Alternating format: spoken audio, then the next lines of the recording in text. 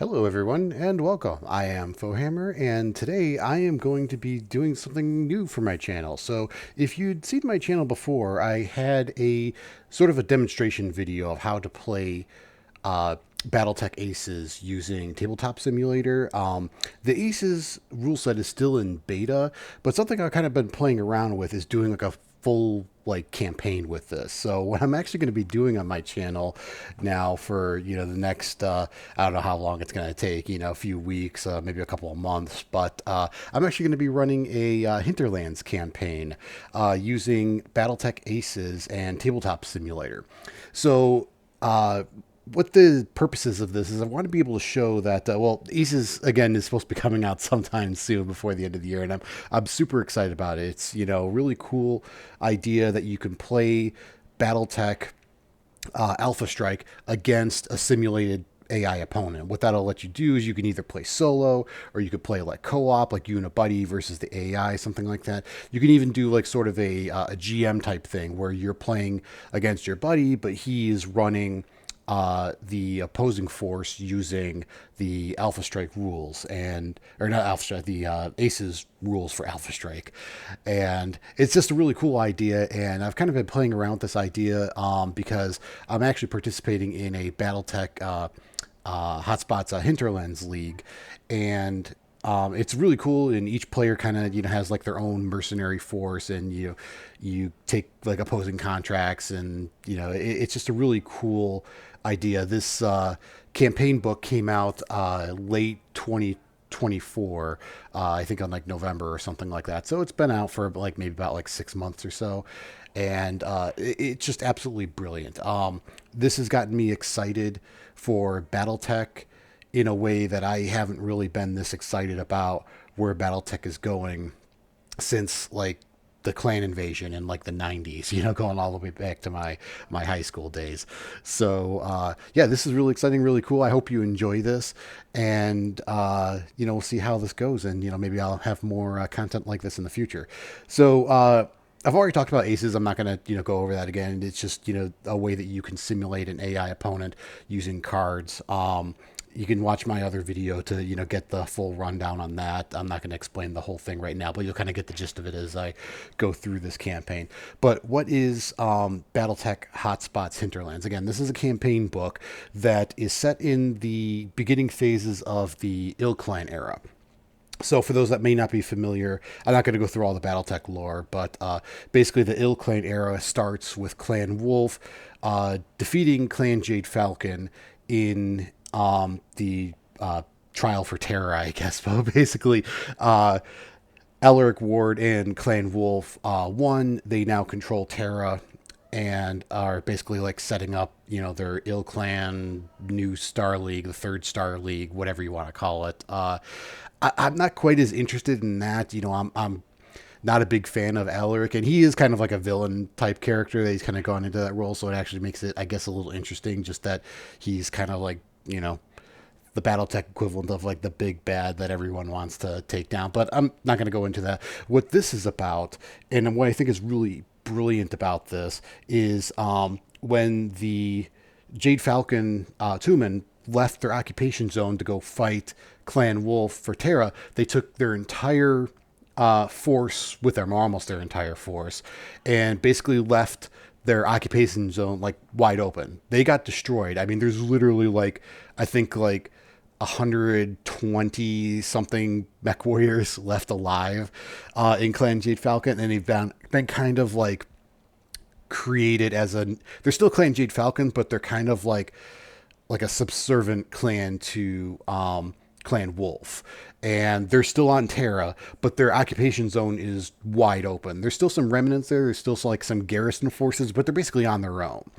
And that's what this is. This area is known as the Hinterlands, and everyone is coming in to kind of, get a piece of what is, now just wide open for anyone to be able to claim these planets in, what is collectively known as the Hinterlands. So there's a lot going on. There's new powers being formed. There's Clan Hell's Horses is going through their Operation Stampede and their march towards Terra, and they're taking over land.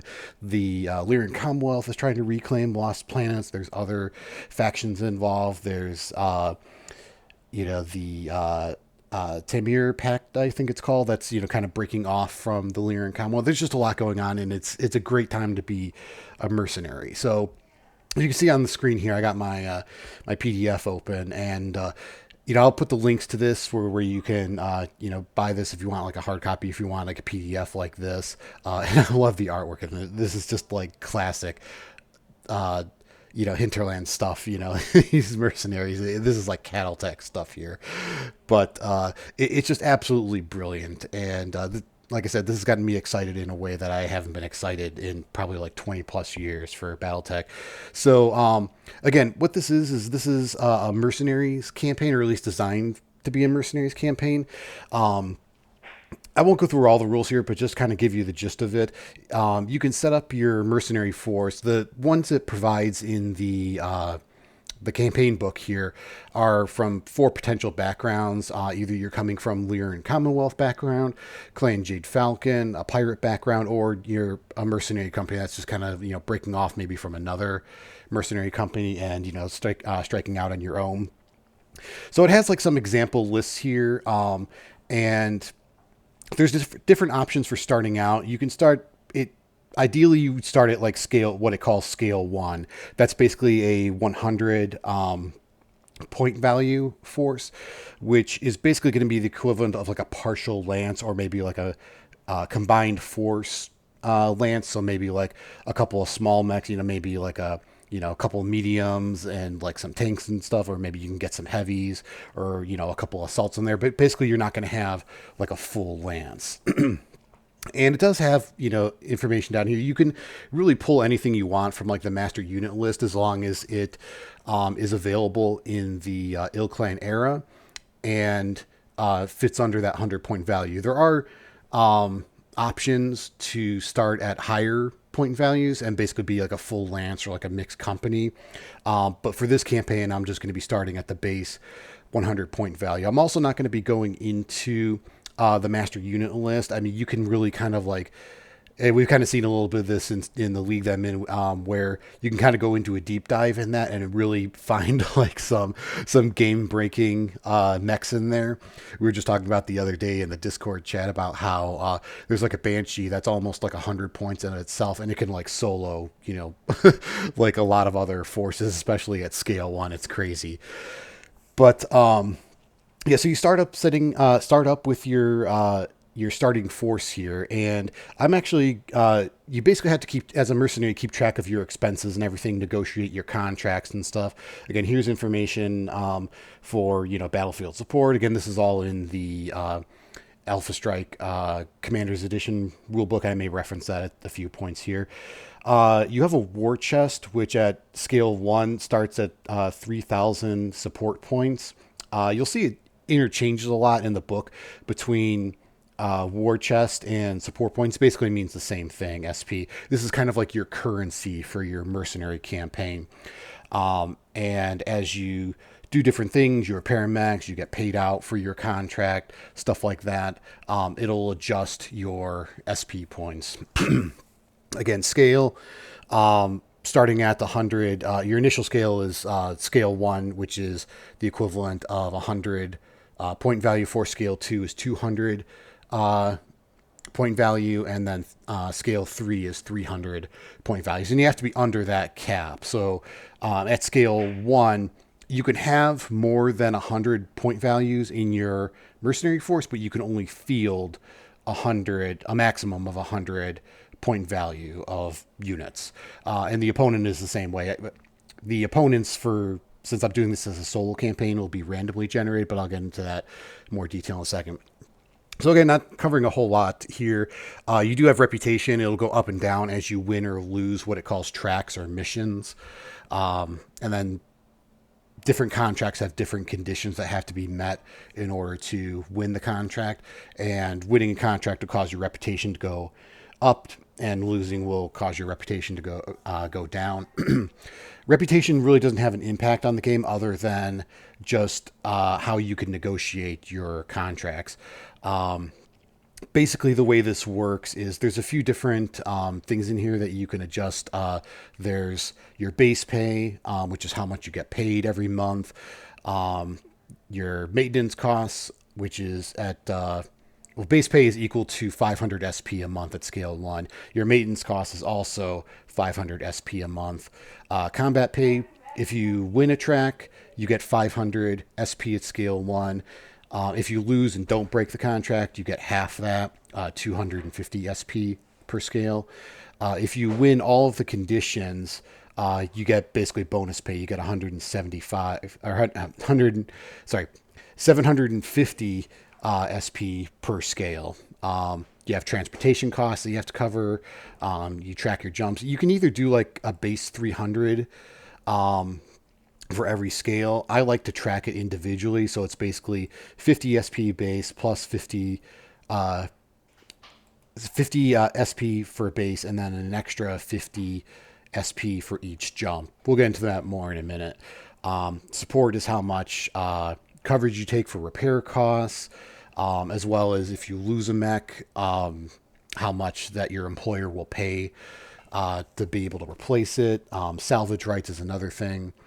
And then command. Command really doesn't have an impact other than just it can have a negative modifier on command complications. So basically independent, which is the best, doesn't give you any modifier, but each lower rating for your command will give you a bigger modifier, and that could impact the way that some of these contracts play out. But we'll get into that in a minute. More stuff here on the details for the tracks, things that you can do between tracks. It's got a list here of all the different track types. Again, some missions are, again, tracks and missions basically means the same thing. Defend, flank, meeting, engagement, assault. Lots of different stuff in here we'll get into in a minute. Changing scale, different map types, stuff like that. One other thing I want to cover real quick before we really get going with this is there is an option. Again, I'm not going to go into too much detail, but it's designed to be a mercenary campaign. But as you can see here, there are rules in here for running a house or a clan campaign. And since Jade Falcon is really no more, you can't really run a Jade Falcon campaign. I guess you really kind of could. You could just kind of use like the Hell's Horses details in here, but it gives information in here about being able to run Hell's Horses and taking contracts based on that. You don't do a lot of the same stuff that you would do with a mercenary campaign, like tracking your expenses and things like that. But it can be fun if you want to actually play as like one of these forces. Here's a map of the Hinterlands. So basically this whole gray area is the Malthus Confederation, which is kind of like a dark caste kind of like criminal empire that's been set up in the wake of the Jade Falcon occupation zone being abandoned. So our campaign is going to start on this planet, Kandersteg, and I'll get into that in a second. But this, along with another one, I think it's called Alcedamen or something like that, which is up here somewhere. But those are kind of like the hiring halls. Those are kind of like your starting locations, your quest hubs, if you want to call it that. You don't necessarily have to go back to there between contracts, but it does offer like purchase options and abilities to get like named mech warriors and stuff like that you could potentially recruit. You can recruit mech warriors between tracks, especially if like a mech warrior dies or something like that. But they don't come with their own mechs. They're what's the term? Not disinherited, but dispossessed. And but the ones that you can hire at the hiring halls will come with some of their mechs sometimes. So again, quick summary of the Hinterlands here. January 3151 to March 3151. This is basically the start of the year, and this is where people start to realize that the Hinterlands are wide open. The Jade Falcon Tumen has left, and Hell's Horses have begun their march towards Terra and Operation Stampede. And Vedette Brewer also invades the Hinterlands, trying to carve out a name for himself. There's no hotspots available in this, so this is actually kind of like the the introduction. There's nothing really happening here, but you see each of these other sections, and again, I won't go into all the lore here, but it has available hotspots. These are the missions that you can sign up for during this era. So you're basically playing through events as they're happening. And that's really cool because you can kind of get in there and, be able to affect the outcomes of these battles, one way or the other. Acts of piracy is always available. There's kind of an emphasis on role playing here. So some of these contracts you may or may not want to take based on the kind of force that you're role playing and what you're looking to do. Acts of piracy is always available, and that's like a two-part, or not two-part, but opposing contract. So you can either be like the pirates on one side, or you can be the garrison force on the other side. So that's kind of always like a default mission that you can always take during each of these time periods. And some of these contracts are longer. They go anywhere between 3 to 12 months. And the first month is always traveling to the location, and then there's different conditions after that. So you might not even go the full time just based on what the victory conditions are. But again, you can see they change between each one. Some of these contracts are available for longer, like Toland, I believe, is like a year long. Or no, it's this one, the Mercenary contract. I don't know how to pronounce that, but that's like a year long contract. The campaign does end in July 3152. But as you can see here, there are future products that are coming out that'll extend it and possibly, add more content to the Hinterlands. So I think that's kind of it right now, just giving you an introduction. Again, there's a lot of lore in here about the different, factions and stuff. If you get big enough, you can actually, and meet certain conditions, you can actually sign up as a support force for the 21st Centauri Lancers, or sign up with the Shadow Blacks, which is kind of like a pirate. I don't know what you want to call it, like a pirate empire, but they give like different benefits here, and have like different requirements and stuff like that. Again, it's got more information on like the hiring halls and such.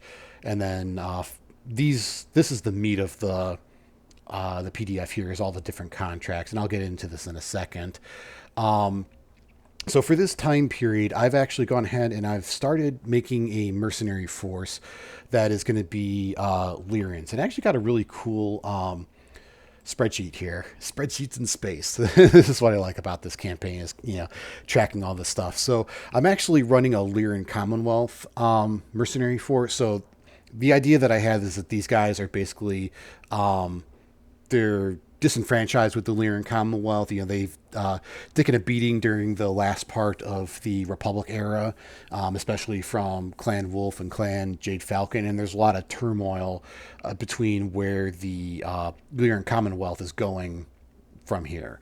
So these guys kind of like broke off. I kind of called them Stormhammers. It just sounds like very, Lyran, but that actually is a group that I think was part of the Republic forces. I think they ended up getting destroyed either on Terra or like before that. So I guess I didn't have this in mind, but it actually is kind of interesting to kind of be like, this is like the survivors of that group, and they're kind of breaking off and forming their own mercenary group. So as far as role playing this, I have my my CO being Heinrich Ironhide Volkmann, very German, very Lyran name there, and I have another pilot, Estrad Richter, and my CO is piloting Regent Prime assault mech, and my if you want to call her my XO, the only other mech warrior I have right now, is piloting a Banshee 12S.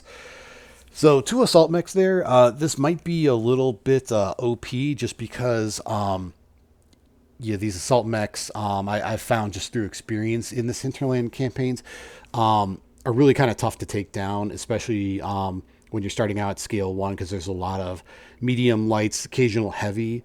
But at the same time, running against Alpha Strike can, or not Alpha Strike, running aces in Alpha Strike can be kind of brutal. So we'll see how this plays out. And, I'm going to update my ledger here as we go along. So you can see here I got my information for the contract. I've decided to go with the Esteros Reclamation contract. This is a pirate raid contract, and I'll bring up the thing here, and we'll go into the uh, section for the hotspots, and Estrios should be in here. Yeah, here it is. So Estrios, this is a kind of an arid planet. It's mostly desert. You got a nice little picture here. They do have like some kind of because of the UV output of the sun. They got like some purple kind of like fauna and stuff like that. As you can see, it's got a lot of information in here for lore and stuff like that. And a lot of this isn't really relative to the campaign, but it is really kind of cool to you know feel out the universe more and kind of what this planet is like, what you're fighting for. So I'm on the Estrios reclamation side. These are, again, most of these contracts are opposing side. So if you were playing in like a league or playing against someone else, one of you would be one side, and then the other player would be on the other side of the contract. So this contract, the employer is the Estrios Planetary Assembly. Basically, this is, I won't read through all the details here, but basically this is the ruling noble houses on Estrios before the Jade Falcons took over. They were still allowed to survive and administer the planet, but under the Jade Falcon rule. So after the Jade Falcons left, they're now trying to reestablish their power hold on the planet. And on the other side is Warlord Ruhi Panji, I believe the name is pronounced. Basically, she is a former administrator that was part of the, I guess, got pulled into like the merchant caste under the Jade Falcon occupation. So now that they've left, she's trying to establish her hold and has basically taken over some of like the mines and other like industries on the planet. And she doesn't want to rule the planet, but she's basically trying to hold on to the things that she owns and has taken over as part of this warlord rule, or whatever you want to call it. She also is basically kind of looking to survive because she knows if she loses, she could potentially face justice against the planetary assembly. And it has the details of the contracts outlined here. So again, this side of the contract, it's 3 months. Base pay is 100%. So basically that means they're going to pay 100% of my expenses every month. That's a really big thing to kind of aim for, to try to get as close as you can for your contracts. Otherwise, you're going to be losing money every month because your maintenance costs are going to be more than your base pay. So it's really critical to be winning missions so you can make up that difference in money if you don't have base pay at 100% or higher. Support is battle 30%. So what this means is they're going to cover 100% of all my repairs and rearming costs. And if I lose a mech, they're going to pay 30% of its purchase price to be able to buy a new mech, or that money will go towards the purchase of a new mech. Transportation costs, this is actually a misprint. It's supposed to be 75%. So basically they're going to cover 3/4 of my transportation costs to get to the planet. And salvage rights are 20. This should actually, I think this is another misprint. It should be 20%. That means that if I destroy a mech and I win the track, win the mission, that they'll cover 20% of the cost to salvage that mech. The salvage price being the point value of the mech times 20. So basically they'll pay what at 20% of that, and I have to make up the rest of the cost to be able to purchase that. Plus I have to repair the mech. But basically it means that they'll cover like part of the value of it. If I don't salvage a mech, then the employer gets the mech and they'll pay me that same percentage of what it costs. So in this case, they'll pay me 20% if I choose not to salvage a mech. Command rights is liaison. Again, this is kind of representing that they have somebody that's acting as a liaison between my mercenary company and the planetary assembly. For this particular contract, that gives a +1 modifier. So it could alter command complications. Basically, if something it's supposed to simulate that like something happens, there's miscommunication between like what they want me to do, how I'm supposed to react to something, and that can cause different things to happen here. This contract again is 3 months. I did negotiate. If I go back over to my spreadsheet here, I did negotiate salvage up to 30%. Again, this is where reputation comes in. So when you're looking at the actually, I got a couple of reference things here. So this is also in the book, but this is kind of a nice thing that one of my friends, Neo-Buzzard, made the spreadsheet, and actually I don't know if he made it, but he provided it for our league. But it has a lot of really good information in here. It's just a really good quick reference here. But as you can see, these are the contract steps. So if you want to go up a step, you have to use a point of reputation. So that's where your reputation comes in. Each positive number of reputation allows you to go up one level on each of these. You can also go down, but you notice some of these have dashes here. If you go down, you can go down twice to be able to take something else up once, but you can't land on a space that has a dash here. So, for example, if you're an independent and you go down 2 levels, you can't land on this. You have to go down at least one more level in order to land on liaison, or 2 more levels to land on house for your command rights. So you could do it twice, but you could basically, for each contract, you can go down 2 levels on one of these columns to go up on another one. I chose not to do that, so I just went up 1 level from 20 to 30 on my salvage. Basically, they'll pay me more to cover the cost of any mechs that I salvage, or they'll pay me 30% of its salvage value if I choose not to salvage a mech that I destroy. So, what else? We'll get into this in a minute, but the contract is again for 3 months. This has like a variable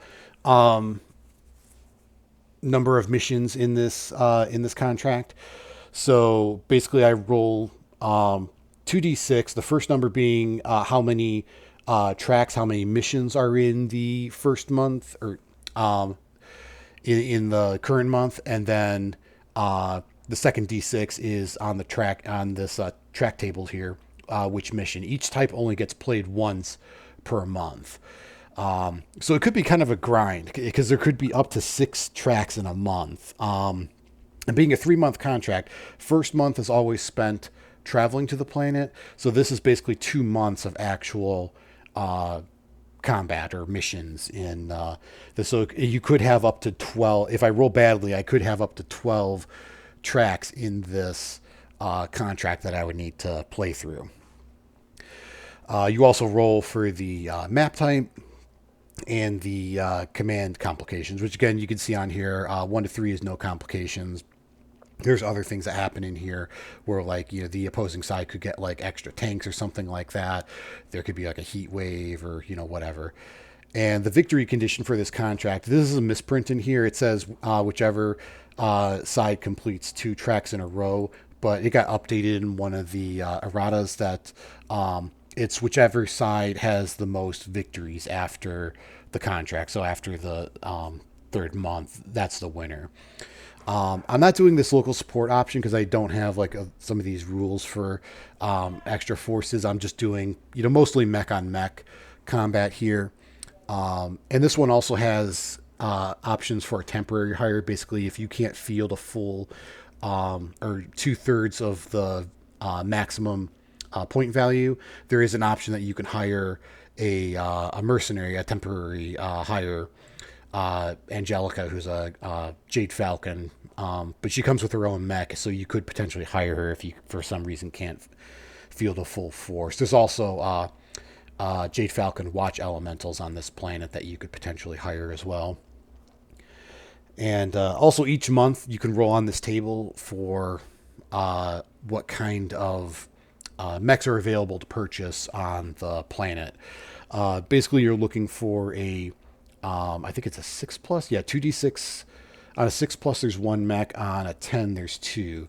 And then you just roll on the table to see which you do, or which are available. So, with that, I think that's kind of it. That's kind of a summary of where we're at for the contract.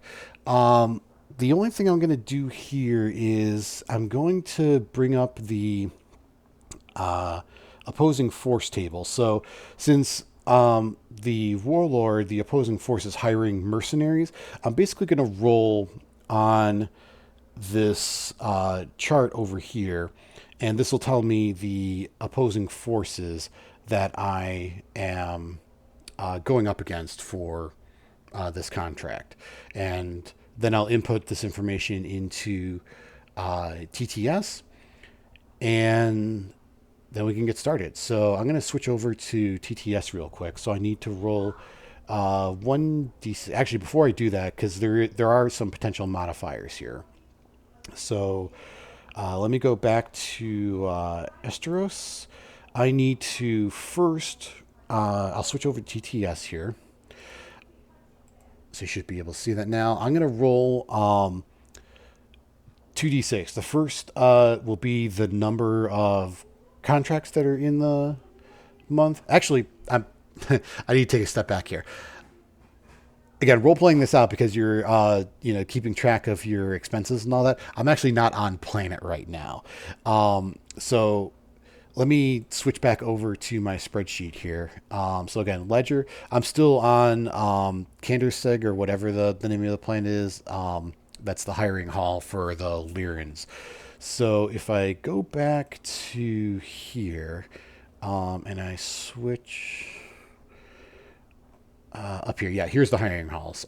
So Kanderseg is the Lyran-based one. First thing that I'm going to do is I'm going to roll before I leave the planet, basically. So I've signed the contract.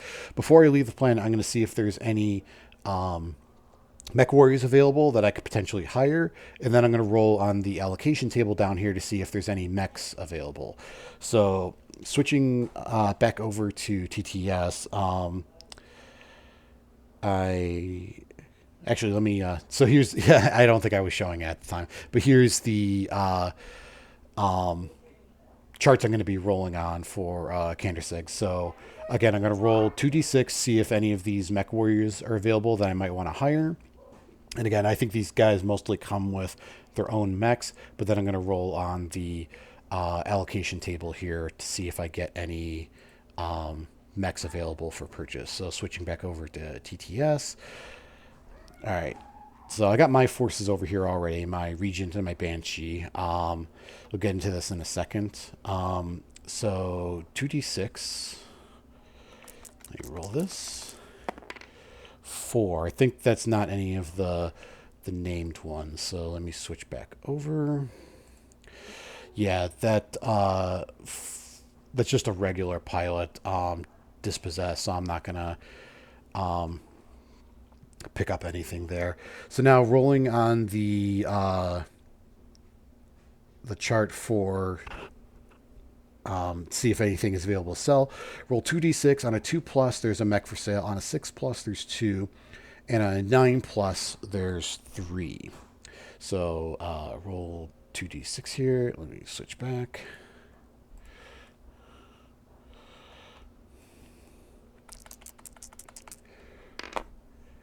Seven.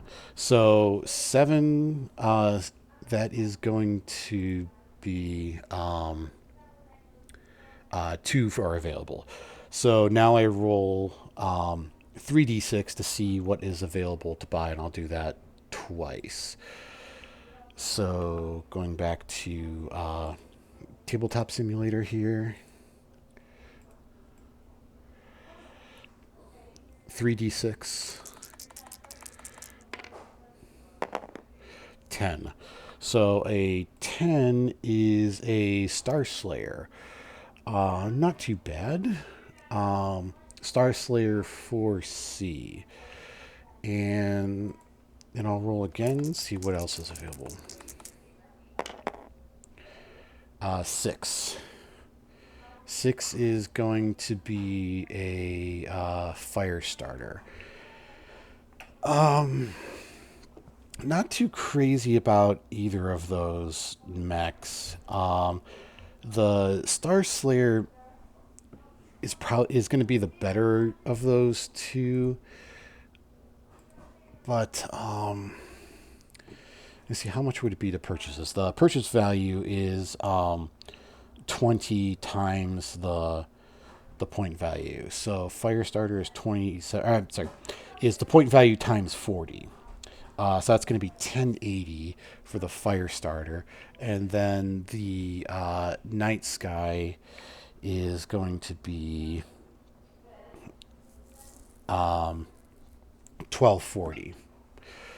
Let me look up the stats for this Night Sky real quick on Master Unit List. See what it comes up with here. See if this might be worth picking up.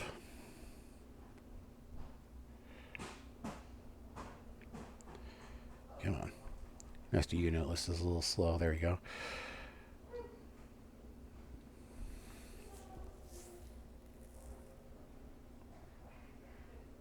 So it's a medium mech. I'm pretty sure this is the one that has a what is it? Like a hatchet or something on one of its arms. Yeah, it's got like a little hatchet there. So, looking at the come on, why is it not loading the Alpha Strike card? There we go.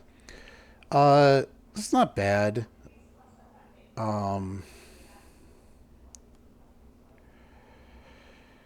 It's got 5 armor, 3 structure, 330 damage, 12 jump. And then it's all energy based, and it's got melee, which is a +1 to its damage, which I believe damage for melee is something like its size +1 if it's got melee. So it'll basically do 3 damage if it hits. You know, it's not great, but one thing I found is that when you're playing these contracts, you have to. It's a really good idea to have some backup mechs in place, just so that you can, if one of your mechs goes down, that you have something to be able to fight in the next track. Because depending on how many missions, how many tracks there are in a month, you might not have enough time to be able to repair the mech, especially if it has structure damage or criticals. It basically takes a month to be able to repair that. So you want to have backup mechs in place. Also, if you happen to lose a track and one of your mechs goes down, that mech will actually be salvaged, and it will be ransomed back to you by the employer of the opposing side, but not until the contract is over. So, for example, say I lose my Banshee or something like that, and I lose that particular track. That mech is gone. I cannot use it again until it's ransomed back to me at the end of the contract. So that's big. That's actually happened to me in our league, and that's why it's very important to have some backups available. So it's not a bad mech. Yeah, it's got decent movement, and the melee is nice. It's a nice striker. I think I will buy it just so that I can have something for a backup here in case I lose one of my mechs. So I'm actually gonna update my ledger here, and I'm gonna buy Night Sky, and the cost is going to be 1240. I've got 0 coverage on this, so I'm just paying for this completely out of pocket. Whoops, minus 1240, and I'm not fancy enough to be able to do these spreadsheets and stuff, so I'm just doing all manual calculations here. Maybe one of these days I'll update this so it'll actually formulate stuff. It's kind of tricky to do that though when you have like different coverage rates and stuff like that. So Yeah, it's gonna basically get me down to close to half of my starting war chest, but that's okay. Hopefully, we'll start to make up some money here, and I'm just gonna update my ledger here for travel, or I'm just gonna do travel costs. So, looking at the map here, I looked at this earlier, and it was I'm pretty sure it was like 3 jumps to get to. I'm going the wrong way. To get to Estrios. So Kanderseg, Estrios is right here. So that's 50 base value, 50 for the first jump. So that's 100, 150, 200. So it's going to be a total of 200 SP. Oops. To get to there. And I have coverage of 75%. So that's going to be 50 that's actually going to cost me. So that'll be 1710 is my new SP value. Okay, so now I've arrived on planet. One more thing I'm going to do here is going back to the Esteros contract, just for the hell of it, because this is the first, or actually, first month is spent traveling. But for month 2 of the contract, every month I can roll to see what's available to purchase, kind of for a mech. So kind of the same thing. It's going to be 2d6 on a 6 plus. There's 1 mech on a 10 plus. There is 2. So let me switch back over to TTS here. Roll 2d6. 6 plus. Oh, just barely got it. 6. So now I'll roll 1d6. Ooh, a 6. I think that's the Crusader. So coming back over here. Yeah, it's Crusader. Actually, that's not bad. It's expensive, though. That's going to be 1,600. So that'll basically almost make me broke if I buy that mech. Maybe I shouldn't have gotten the Night Sky. Well, we'll see what happens here with the contract, because this mech is basically available for the whole month for purchase. But it at the end of the month it goes away, and I would, like it says, this mech is only available to you this month. You cannot save up and buy it next month unless you happen to roll it again. So that's good. At least that's available for the whole month. And speaking of that, I'm going to do the next part here, which is going to be rolling to see how many tracks there are. So I'm going to roll 2d6. Well, I'll roll them separately, but first one is going to be the number of tracks, and then the second die will be the first mission we're going to play here. Oh, ooh, 6. There's going to be 6 tracks in this month. This is going to be a long campaign then. Potential here, though, for a lot of salvage, make a lot of money off this. But yeah, basically it means we're going to play through each of these missions. And the first one is going to be a 2. So that's going to be objective raid. So Warlord is the attacker. I'm the defender. Useless Hercules parts. Some of the crates actually contain long misplaced Battletech or Battlemech parts that, while degraded, could still be used to make repairs. For each crate recovered, roll 2d6. On a roll of 10, the crate contains parts. For each parts recovered, reduce the cost of mech repairs by 10%. Well, that won't really matter because I have I think it's like Battle 30 or something like that for my support. Yeah, it's Battle 30. So yeah, it's not even really worth it then to reduce the coverage, because they're basically paying for all of my repairs plus 30% of the purchase price for any mechs that I lose. So yeah, not really a big deal there. But this is objective raid. So if I go over to where is it? I think it's back up here quite a ways. back up to the track listing here.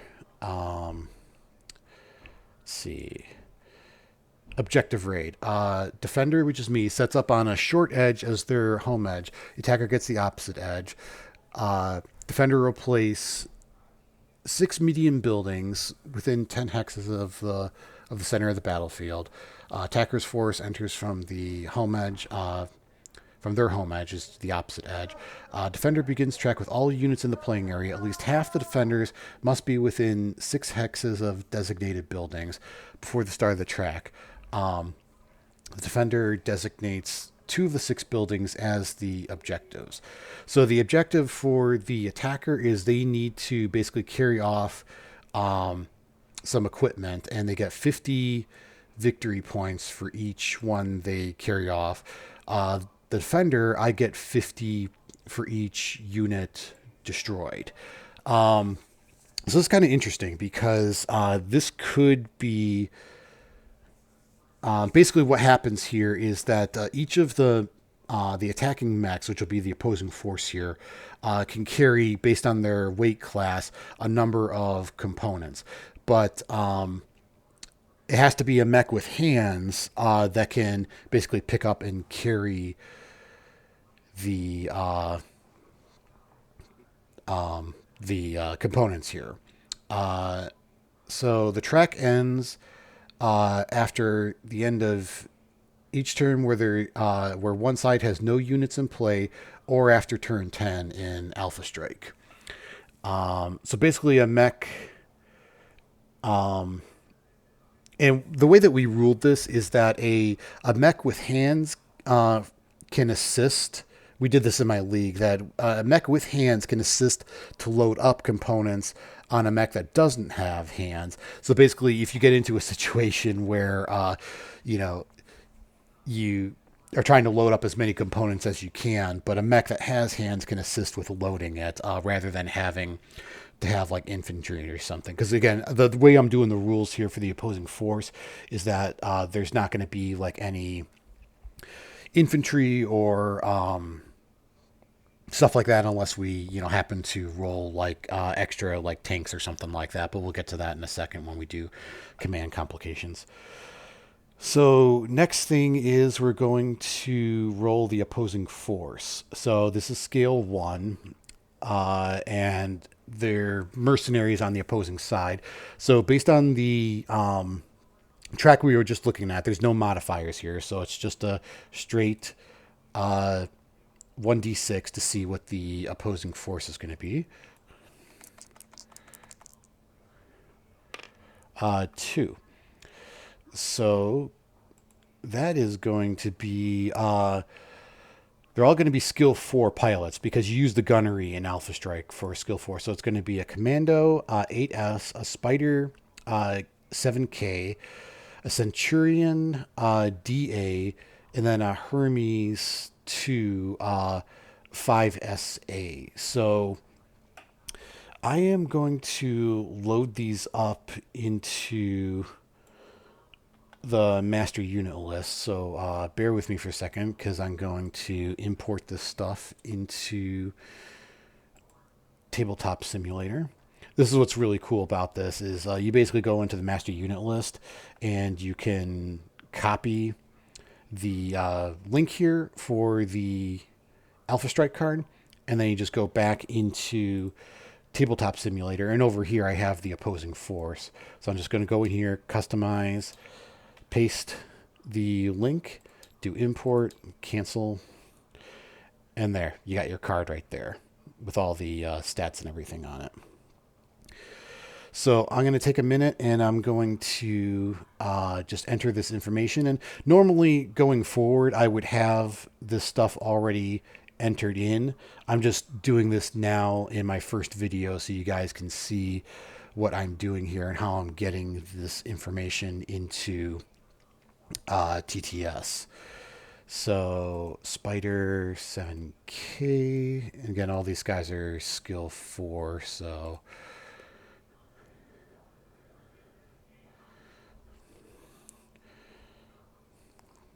put this in. Ooh, this is an interesting one. Almost looks like a lamb here. You'll see it in a second once I put it into TTS. Yeah, look at this guy here. Looks almost like a land air mech. That's a interesting looking spider there. That must be like a what is this? This is actually a Civil War era mech. So kind of interesting there. All right, so we got the spider, we got the commando. Do the centurion.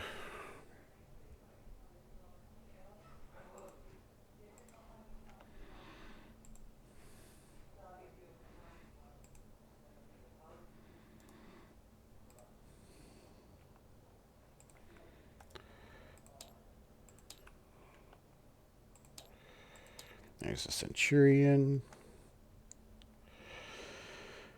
And then the last one is the Hermes.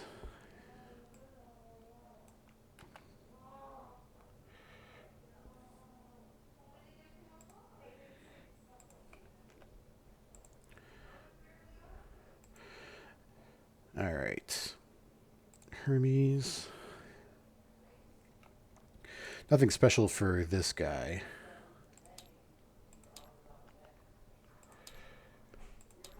Okay, so here's my opposing force here. So basically got two mediums and two lights. And looks like the Hermes, the Centurion, the Spider. Actually, they all have hands. So basically, each one of them could pick up a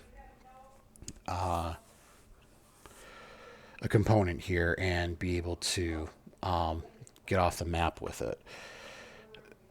So let's go back to the Hinterlands document, because there's a couple more things you got to do here. Go back up to Esteros. No, it's Saga. Esteros. Okay, so we did that. Next, I'll roll on the map sheet here, just a 1d6.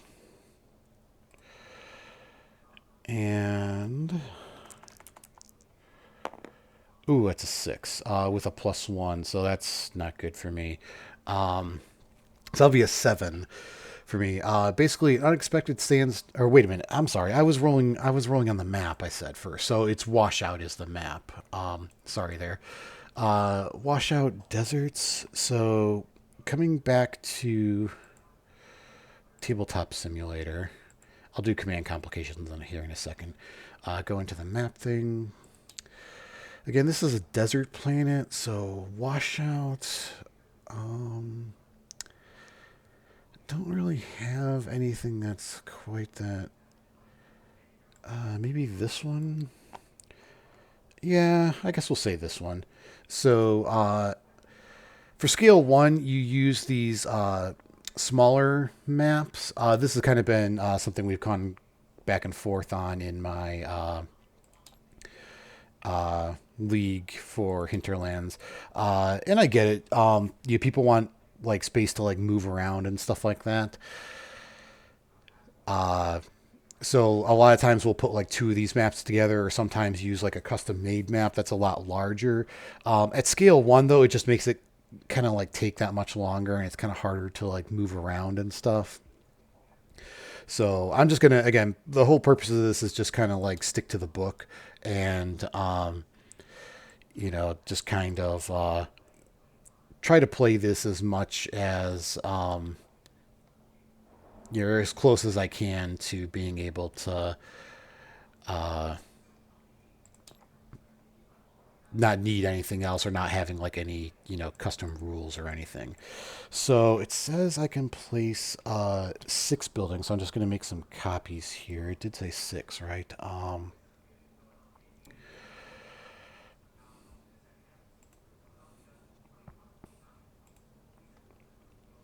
Objective raid.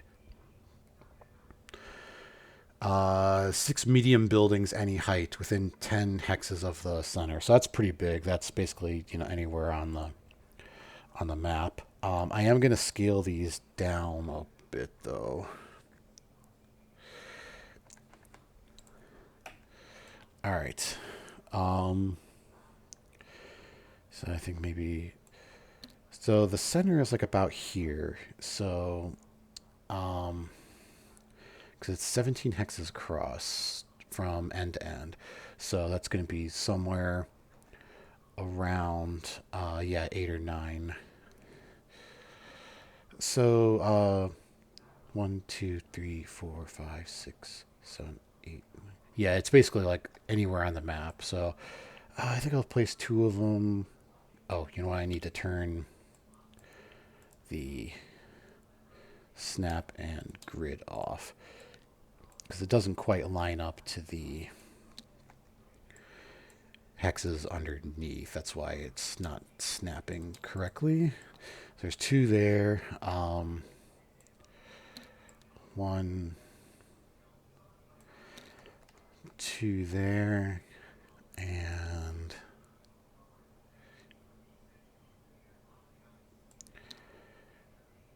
one there, and maybe 1 there.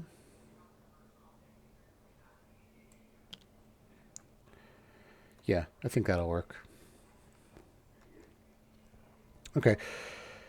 And according to the rule book, I need to designate 2 of the 6 buildings as the objective. So I guess I'll just designate these 2 here on the hill as being the objectives. So,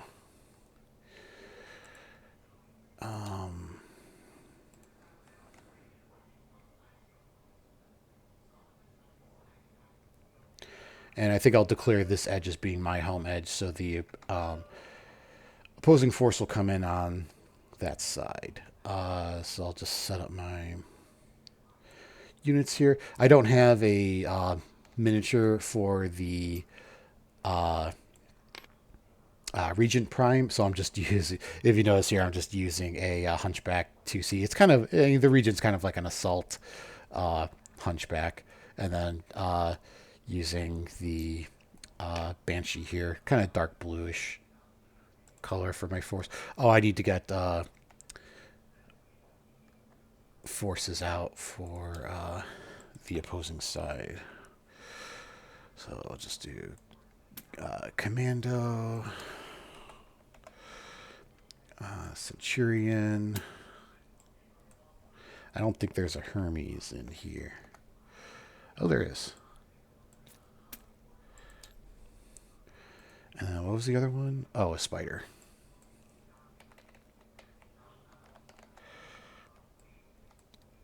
Yep. Okay, so I'm not too picky about these. I'm just going to drag some out here. Don't really care what the colors are. Oh, it pulled yellow wing. That's funny for the Centurion. Oh, it's actually because I think the hero units are the first ones in the bags. That's why it's pulling those out. Snap.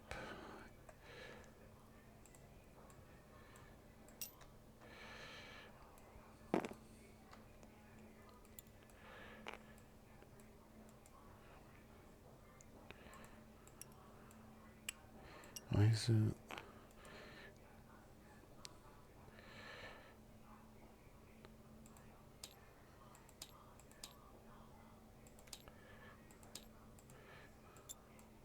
There we go. Okay.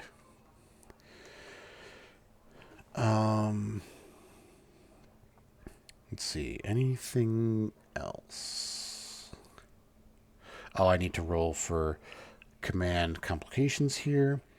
So, actually, that's kind of interesting. This force is actually over on battle value. It's 104.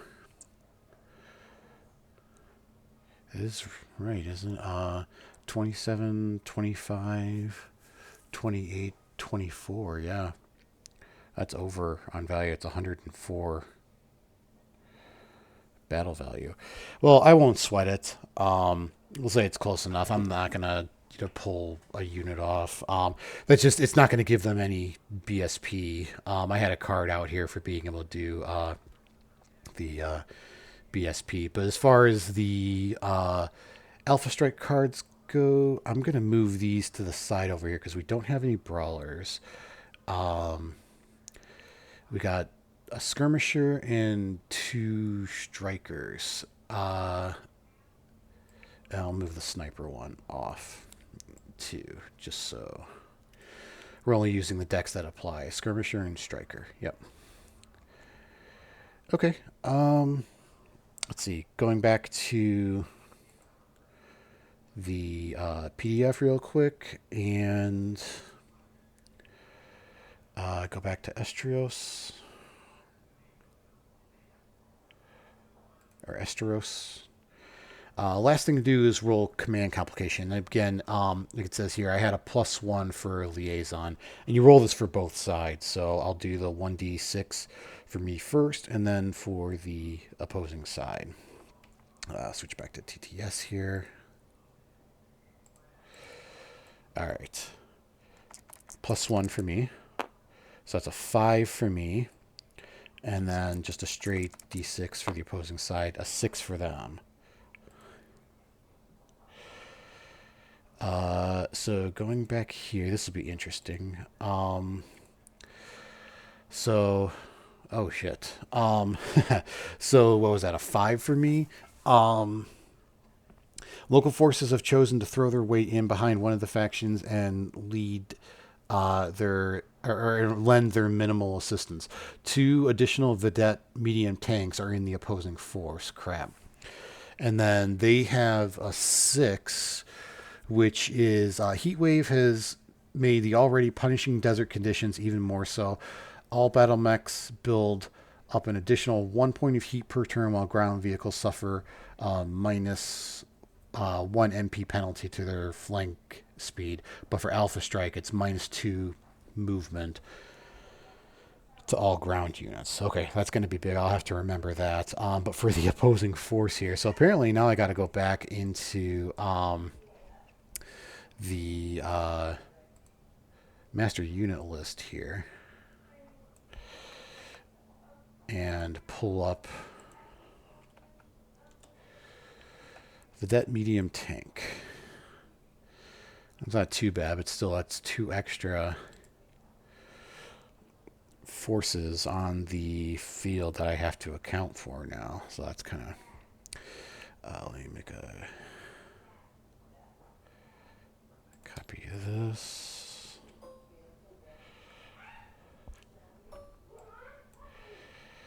Okay. Oh, let me get that link again because I think I just copied it. Copy a link.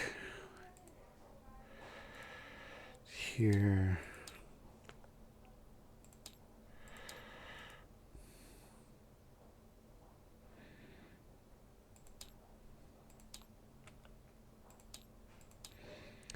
All right, and then let me grab some tanks out of here.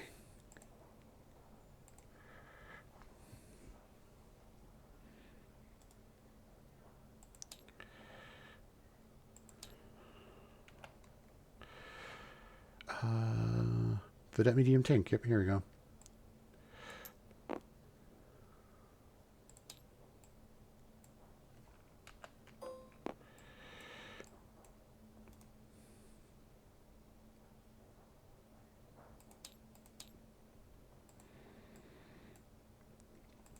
Okay, and I'm going to change the name.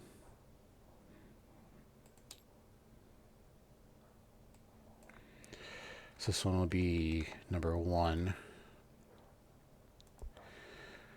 And this one will be number 2.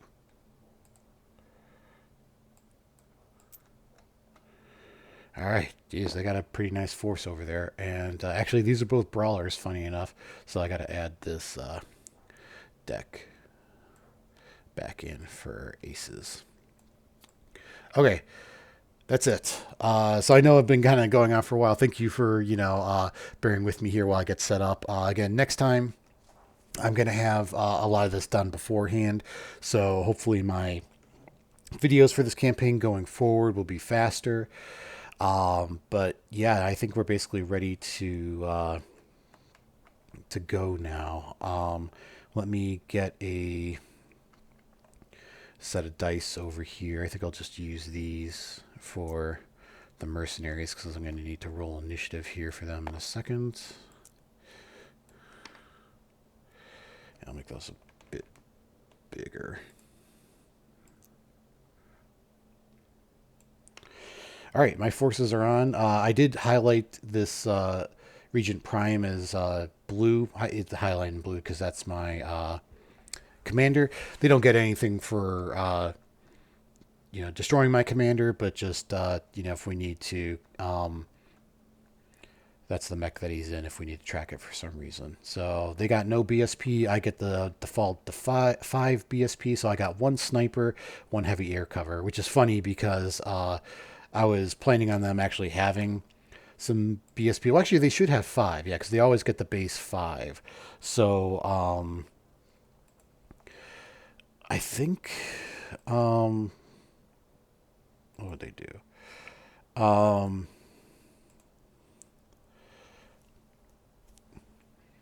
I think they would just do a sniper, and that's three, and then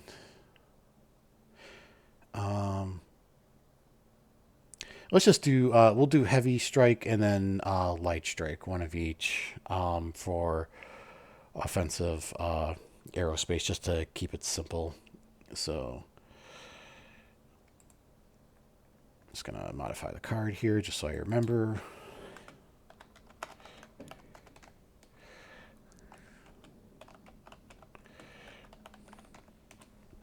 Okay. Ready to get started then. Oh, and just a note on here, this is number one, and this is Vedette Tank number two, just for tracking this. And all these guys have a -2 to their movement. So they'll be an 8. They're going to be a 16.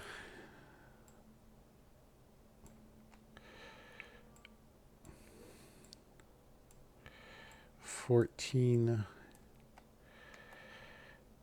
10, and also a 10.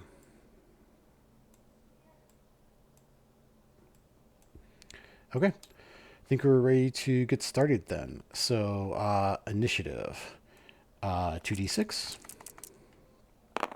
5, and they get 4. So they go first. They got 4, 5. They actually got triple the number of units. So I think the way this works is they got to move 3. I move 1. They move 3. I move 1. So coming onto the board here. First, let me deal out some cards here for how they're going to react. We'll shuffle. So he gets a brawler. He gets a brawler. Gets a skirmisher. And then striker. Striker. And striker. And I'll just go ahead and flip all these over because we need to know what the numbers are. And again, these are just the beta cards. I know there's been a lot of updates for the Aces decks on how they've changed since the beta, so there's a lot more information on there. They react a bit differently now. They have like different states for whether they're aggressive, neutral, or cautious. But we're just going to play based off the beta here and to see how it goes. Okay, so starting with the Vedette Tank, because I think that's going to be the lowest there with a 65. Yeah, 65. So Vedette Tank number 2 is going to come onto the board, and let's see. If first, again, this is based for mechs, so we're going to have to fudge this a little bit. Also, these cards don't take into account playing objectives, so we're going to have to do a little bit of fudging here. But if first, move to 16 inches or 8 hexes from all enemies, and woods cover from most enemies. And these guys are tracked, so he can move 8 inches, which is going to translate to 4 hexes. So he's going to come on here. He'll go 1, 2, 3, 4, and he'll stop there. So that's a ground movement, and that'll be a TMM of 2. So I just put the movement die there just so I know what his TMM is. All right. Next is going to be 5,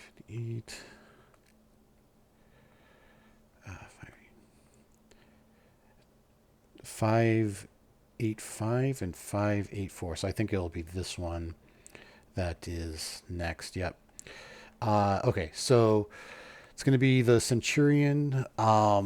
Jump if lowest health enemy is not yet moved into woods cover from most enemies. He cannot jump, so I think he would just do his ground movement. Lowest health enemy is going to be the Banshee. So if it's not moved yet, into woods cover from most enemies. And they got 5 hexes of movement. So I think we're just going to go 1, 2, 3, 4 to there. And that'll give him partial cover from the Banshee. He's got a TMM of 2 as well. Okay. So next then will be the Spider. Or not the Spider. Which one was it? That was this one. The Commando.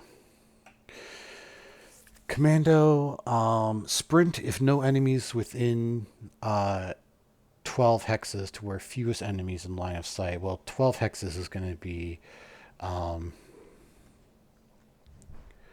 out to like here. So yeah, there are enemies within. So towards highest TMM enemy. So highest, they're both 1. So that doesn't apply. Towards fewest enemies in line of sight minimum into woods cover towards the nearest enemy. Okay. So fewest in line of sight. And he can move 16, that'll be 8 hexes. So, Commando. I think he'll come on here. 8 hexes. 1, 2, 3, 4, 5, 6, 7, 8. So, and that'll give him partial cover. All right, that's 3. So now I gotta move one of mine. I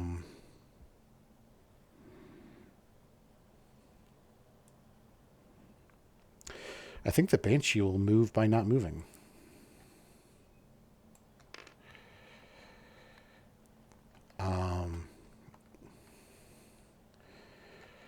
And what's the TMM if they don't move?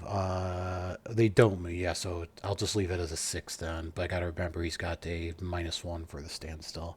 Yep, okay. So now they gotta move everyone else. So 585 was the last one. 7. Why is that not... what's Centurion? So 781. So it's going to be the Hermes next. If lowest health enemy is not yet moved, so it has moved, ground towards lowest health enemy. So we're going to do 5 hexes of movement. Oh,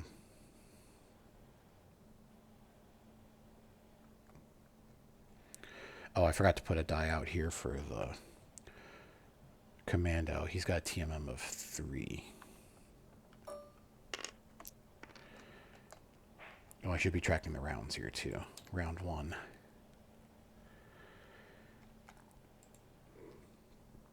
Okay. So the Hermes, he's got 5 movement. He's going to move towards the lowest health enemy, which will be the Banshee. So it'll be 1, 2, 3, 4, 5. And I think he would have partial cover from the building, because actually no, because he's over the height of the building, so he basically can't get into partial cover. He's going to try to get as close as he can. So that's 2.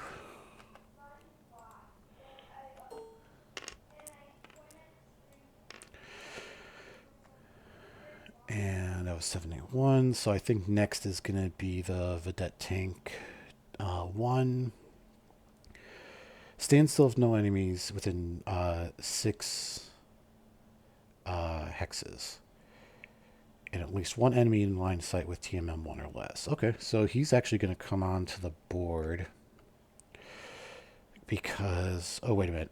No enemies within 6 hexes. Yeah. So there's no enemies within 6 hexes if he comes on the board. So he's just going to stand still. And I think he'll just come on here. Actually, that still counts as a movement, though, because he's got to come onto the board. So ground into woods cover from most enemies would be the next one. Yeah, so... and he's got 4 hexes of movement. Actually, I think instead he'll come on here. And it'll go 1, 2, 3, 4 to there. And that's a TMM of 2. And then last one is going to be the spider. Jump if highest movement enemy is not yet moved into woods cover from most enemies. So highest movement is going to be the Banshee. Banshee is already moved. So ground towards highest movement enemy. So spider can move 7 hexes. He's going to go 1, 2, 3, 4, 5, 6, 7. He will, I think, get partial cover from that because, again, the building, yeah, the Banshee is 1 level higher, and he's got TMM of 3.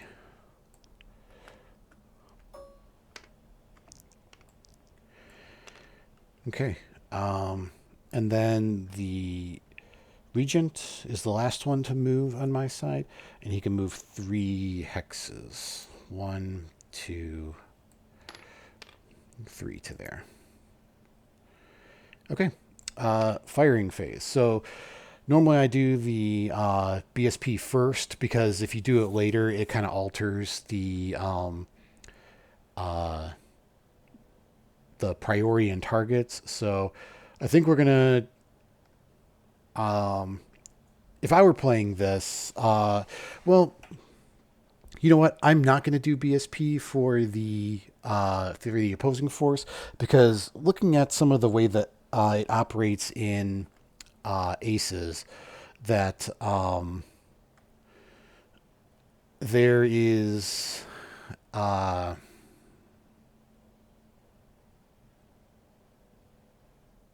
Oh, I just realized I accidentally moved the whole deck over there. That's fine. Whoops.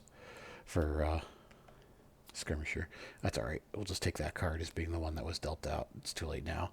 But the way that BSP works, at least from what they've shown in the previews for the updated Aces cards, is that it typically won't use BSP unless it'll damage structure or has the chance to damage structure. So based on that, I think that's a smart move. I don't think I'm going to use anything for them, but I have a sniper that I can use, and that's 2 damage. I think I'm actually going to try to drop it on the commando, because if I do that, that'll put him under uh, forced withdrawal. So sniper is an 8 plus and does 2 damage. So 2d6. Looking for an 8 plus. Actually, I think what I'll do is I'll use this roller over here for like my attack rolls and stuff. This is a very cool thing that Dynamis included in his add-on for this really great board and everything, and it's really cool how this update. You'll see in a second here. So I'm going to roll 1 dice, and I'm looking for an 8 plus, or 1 set of dice, I should say. And I missed it, of course, snake eyes. But you'll see what it'll actually give like the results here. So if you're looking for like 8s, and say you roll like 3 dice here, it'll show you. If you're looking for 8s, yeah, so you got 1 that's an 8 or better, and you can see that right here. So, and then 2 that are not. So actually, it's really cool. It's a great way, especially when you're doing like multiple attack rolls like we like to do, that it can easily show you what you're looking for. So they lost initiative, so I'll have them fire first. So we'll just go in order here. So the commando is going to fire at the highest TMM, which they both have the same TMM. It cannot destroy, so it's going to fire at the shortest range is next. So that'll be the regent here. So that's 4 skill. It is 1, 2, 3 medium range. So that is, I didn't put my movement die out here for he's got a TMM of 1. Okay. So starting at 4 skill, nothing for movement, 5 for his TMM. I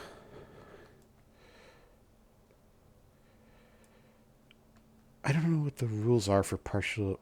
I think there is partial cover intervening, so I will say that he gets partial cover from that. So 5, 6 for partial cover, 7, 8 for medium range, and I don't think there's anything else interfering there.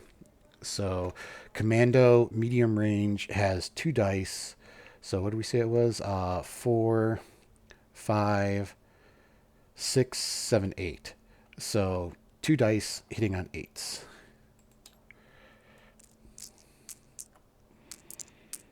And only got 1. Still, that's a hit though. First blood. Make this a little bit bigger. Okay. Next, Spider is going to fire. Highest movement, which is going to be on the Banshee. So Spider is right here. So 4 for movement. Nothing for TMM because he stood still. 6 for the building. And 7, 8 for medium range. Spider does 2 damage, so hitting on 8s.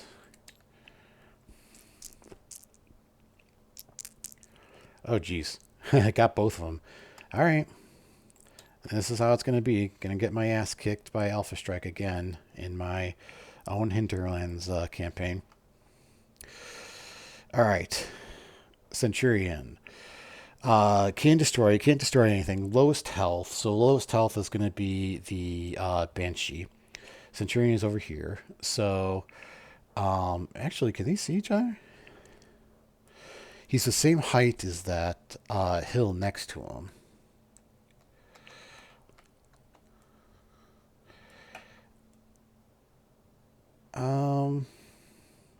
I think that's 2/3 cover. Because he's the same height as the...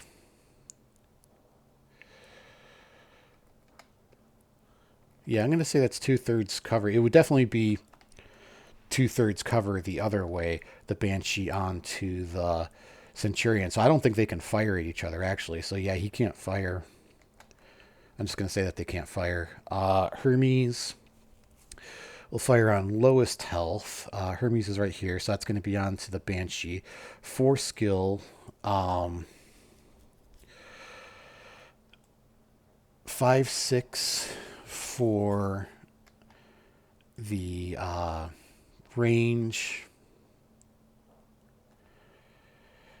And we'll say partial cover for the building. So it should be 7s then, I think, firing on the Banshee. And the Hermes does 2 damage as well, hitting on 7s, I think. 4, 5, 6, 7s.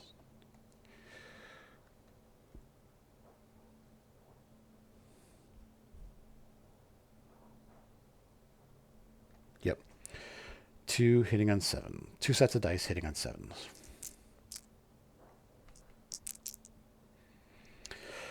I got one of them. Jeez. Okay. Taking a beating out here. All right. That was the Hermes. Vedette medium tank. Can destroy. Highest TMM. He's going to shoot towards the nearest, and that's number 1, which is actually this guy. So he doesn't have line of sight on anything, so he can't fire. And actually, I think the other one can't fire either because they're level 1. So they're the same height as this, so you can't see. It's full cover. So, all right. Firing phase for me now.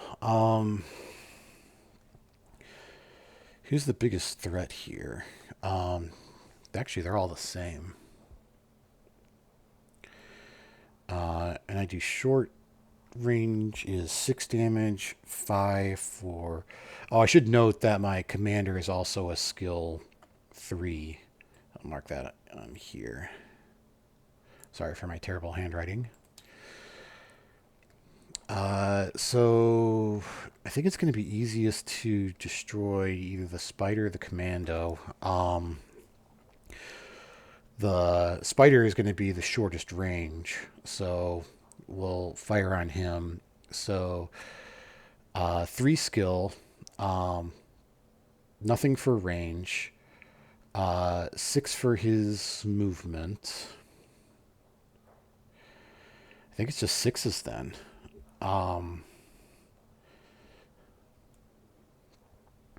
Yep, just 6s. So short range, that's going to be 6 dice hitting on 6s. This is going to be bad for the spider.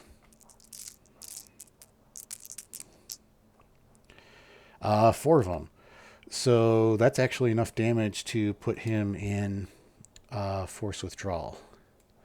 Force withdrawal for Alpha Strike rules is basically when all of your armor and half or more of your structure is gone, or your medium and long range damage has been reduced to 0, or your movement is reduced to 0. But I do get to roll a critical here because I damaged his structure. So roll another set of dice and see what we get.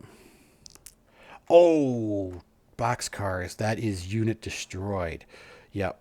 So that unit is completely destroyed, and it means it's not salvageable too. So I got a little thing here. Yeah, that's good for me, but bad for them. But also means no salvage for me. So let me take this card off, put it back in. I think it's no, he's a striker, so striker is over here. Yep. So he is destroyed. I'm just going to mark a D on here because he's totally destroyed. When you roll an ammo explosion and you don't have case, or you roll a 12 for unit destroyed, that means that the unit is not salvageable. It's totally destroyed. Okay. Oh, wait a minute. I did that on the wrong one. Oops. Well, I was firing on the spider over here, but I pulled the wrong unit off. I pulled the Hermes off. Sorry about that. Okay, and then the Banshee will fire onto the Hermes, I believe, because I think it's going to be the easiest shot. It's medium range. So I'll do 4 damage. So he's skill 4. -1 for the standstill is 3. 4, 5 for his movement. Uh, 6, 7, I think, for range. 4, 3, 5, 6, 7. Yeah, because he's high enough where he can shoot over the building without the partial cover. So 4 dice hitting on 7s.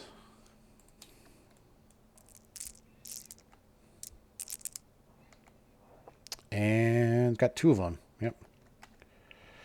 So 2 on the Hermes.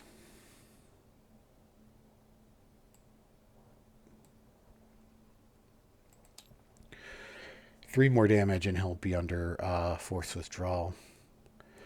So that's it. Let me flip these cards over. Striker. Actually, is he? Yeah, Striker. So this is the Striker deck. Skirmisher. That one is Skirmisher.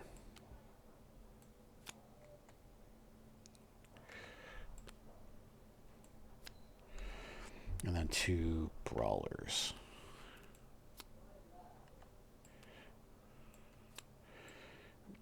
Okay, let me shuffle these up.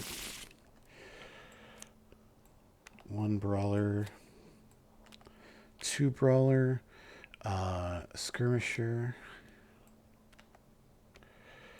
And then 2 Strikers. Okay, time for some initiative. 8.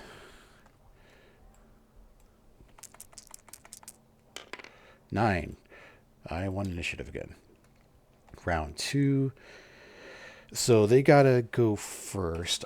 They have 5 units left. Yeah, 5 units. So they still have more than double. So they gotta move 2. I move 1. They move 2.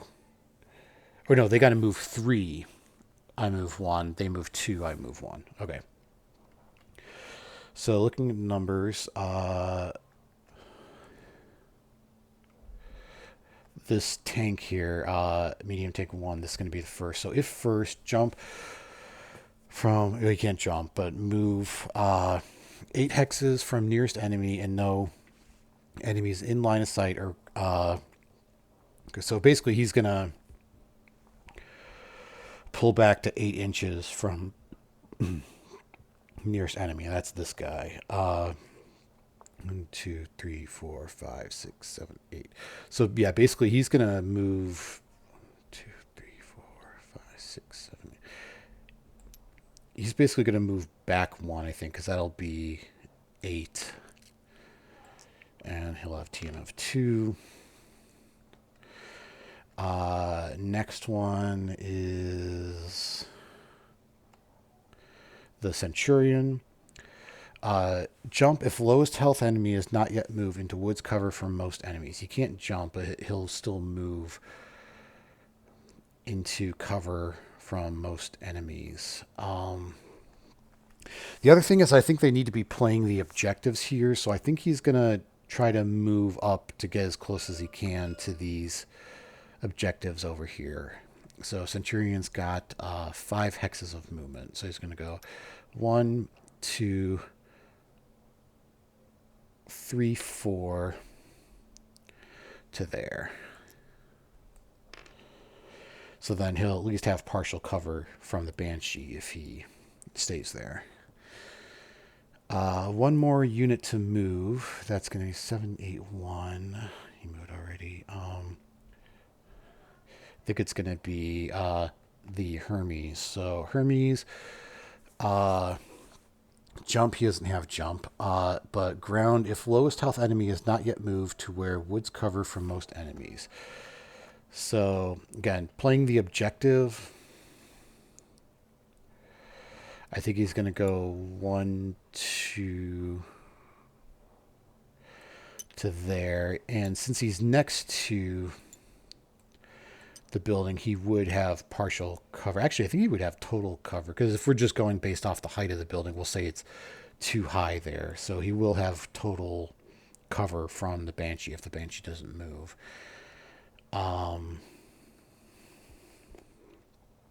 Yeah, he's got TMM of 2. So now I got to move 1.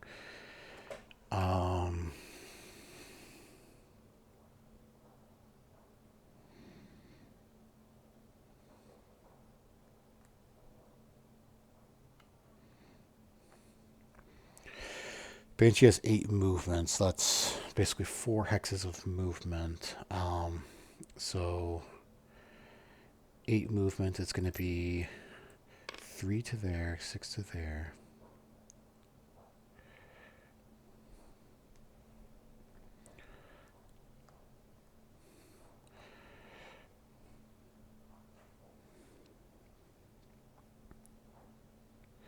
Yep, let's see. We're going to go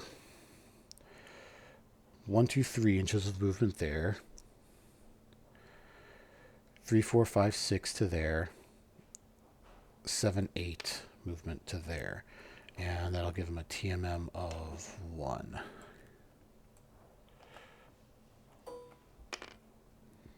Okay. Now they got to move their last 2 units, which are the commando and the tank. So commando, tank, it's going to be the tank that's going to move next. So stand still if no enemies within 6 inches and at least 1 enemy within line of sight. There's no enemies within line of sight, so the woods cover for most enemies towards biggest threat. So the biggest threat is this guy. So he's going to move 8 hexes, or 8 hexes. Or no, I'm sorry, that's 8 inches of movement. So he can move 4 hexes. So he's going to go. Actually, he can't. Yeah, you can't move through another. So he's going to just go right here. That's all he can do. He'll face that way. And it's got TMM of 2. And then the commando is the last one to move. Highest movement enemy has moved, so it's going to move towards the highest movement enemy. And he's got 8 hexes that he can move 16 inches. So he's going to go 1, 2, 3, 4, 5, 6, 7, 8 to there. Actually, no, that's not valid because he wouldn't have line of sight. So I think he's going to go 1, 2, 3, 4, 5, 6, 7, 8 hexes to there. I'll face that way.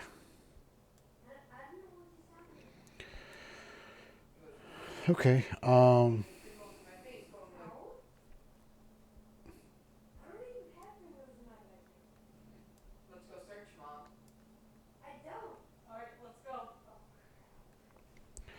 I think the Regent is going to move by not moving, because he's got line of sight onto multiple targets there. All right. BSP time. I don't have anything that I can use because I use my sniper already. I just have heavy air cover.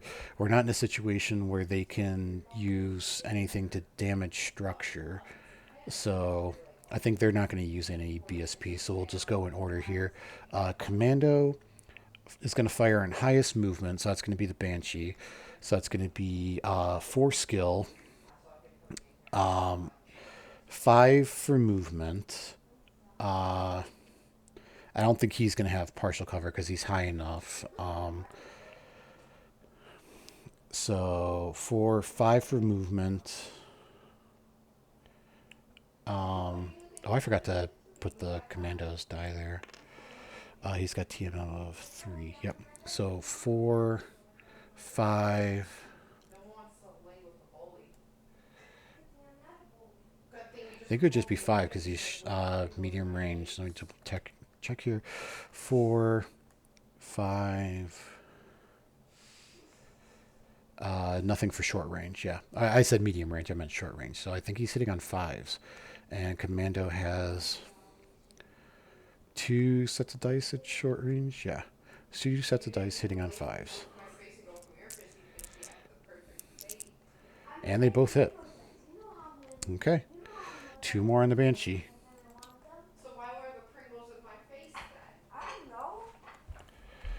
All right.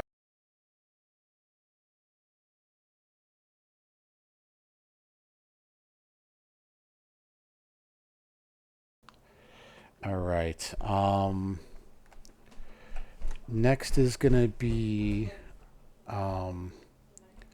the Centurion. Centurion can destroy lowest health, so he's going to target the lowest health, which is going to be the Banshee. Let's see. 1 second.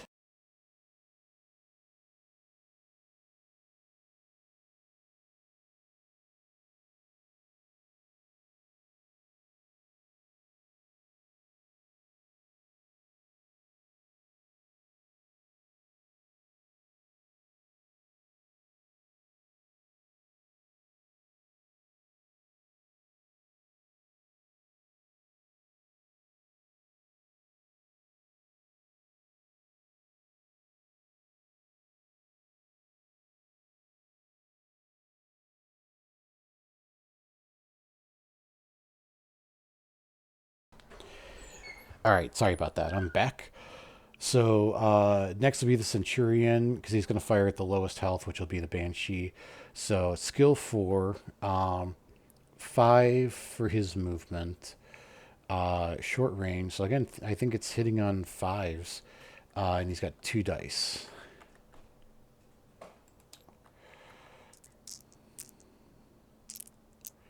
And they both hit. Man, this Banshee is getting beat up. He's only got 3 armor left. He's going to have to do some serious damage here.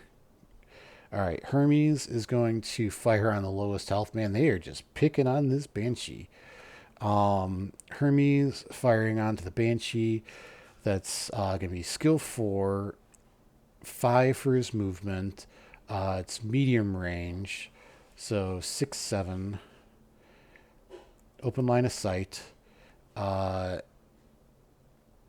Medium range is 2, so hitting on 7s.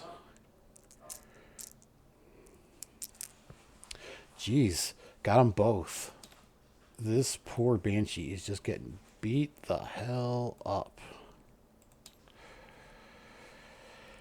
Okay. And then last are the tanks. This tank can hit the Banshee. Yeah, shortest range. So it's skill 4, 5 for his movement. 1, 2, 3, 4, 5, 6, 7. Yeah, still in medium range. So 4, 2 for range. That's 6. 7 for his movement. So 1 die hitting on 7, or 1 set of dice hitting on 7s. Jeez, got it. Okay. That's all the armor gone on the Banshee. I'm going to have to try to pull him back to try to protect him next round. And then the Vedette medium tank 2 can't destroy. He's just going to target the nearest, which is going to be the Regent. He's definitely got partial cover just because of all the stuff in the way. So 2 for... I'm sorry. 4 for skill. 2 more for range is 6. Nothing for TMM. Partial cover 7. So 1 die hitting on 7s.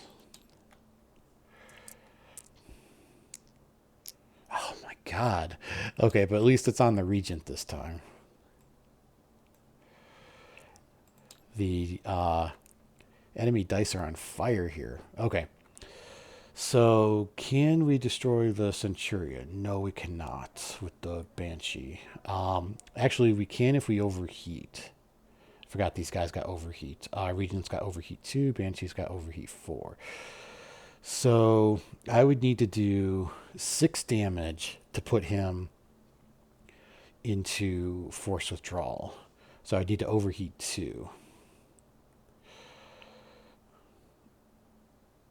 And you know what? I think I'll do it. So we'll mark 2 here for the next round. It doesn't take effect till next round. But that's going to be 6 damage at short range. So firing on Centurion. 4 for skill. 5, 6 for his movement. Nothing for range. So hitting on 6s, and that'll be 6 dice.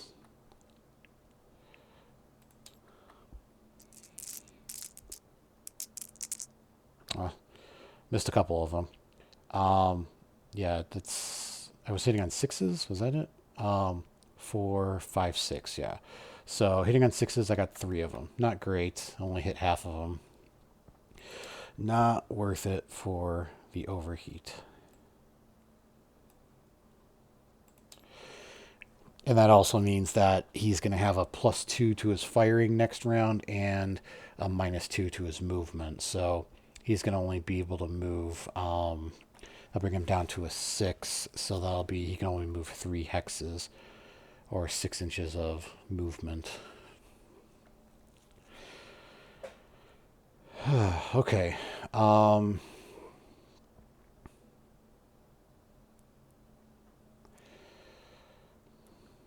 Regent.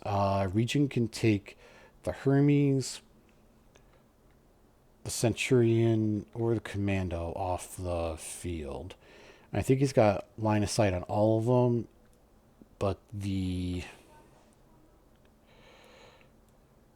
Actually, I don't think he can see the Centurion, but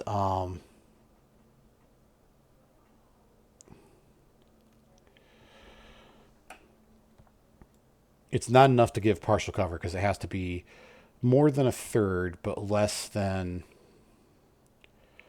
2/3. Let me just draw a line here. Yeah, I think it's only like a quarter, so I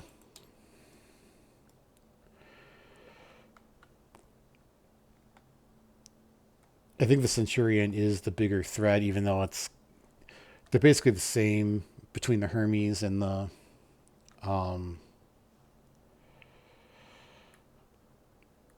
you know, actually, I think I wonder split fire. I think might have to look this up in the rule book. So I think there's a penalty for split fire.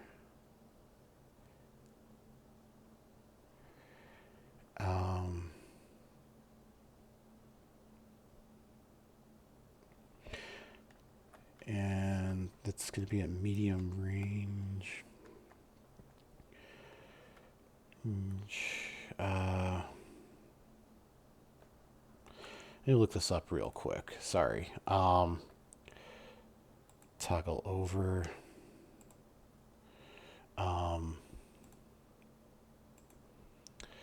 Alpha Strike. And we are looking for combat.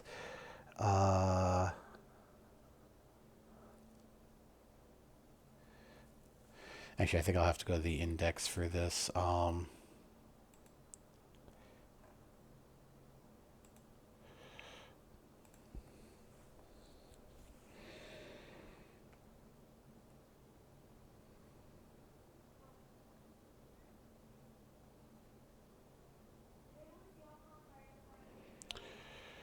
Where is it?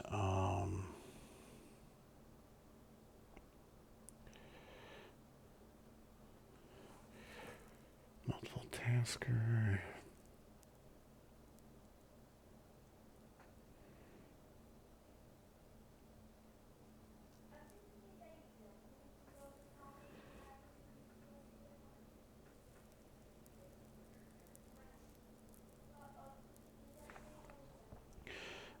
let's go under combat.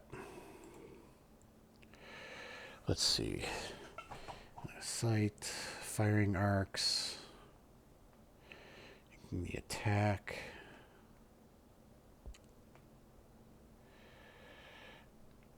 Physical attacks, standard attacks, special physical attacks,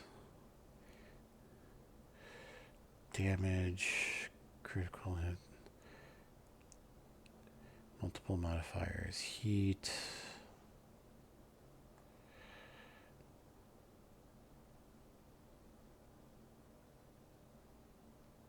So maybe under optional rules.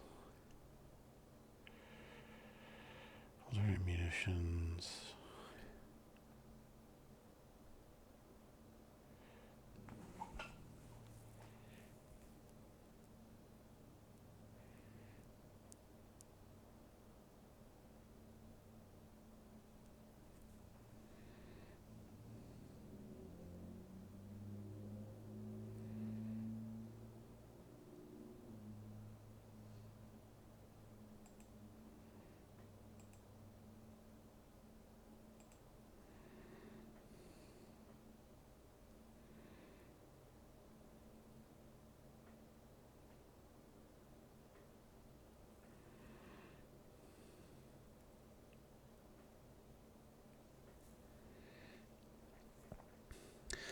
Yeah, I don't see it right now, and I forgot what the rules are for. You can tell I don't do this too often with firing on multiple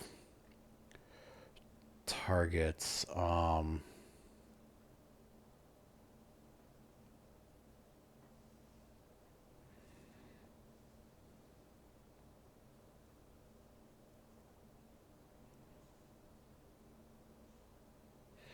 Oh, I'm not gonna spend any more time looking it up. I'll have to figure that out offline. But I'll just switch back here. We'll just have the regent. I think I'll just try to fire on the centurion because it's gonna add a +2 though. 3, 2, 5 to hit the commando. It'd be the same. Actually, be 4 is to hit the Hermes. To hit the centurion, it would be 3, 2, 4. It would be 6s to hit the centurion with 5 damage on 6s. I think I will just fire on the centurion. So 3 skill, -1 is for the standstill is 2. 4 for his movement, 4 for range, and again I don't think he has partial cover because it's less than a third. So I think that is hitting on 6s. 5 dice, 5 sets of dice hitting on 6s.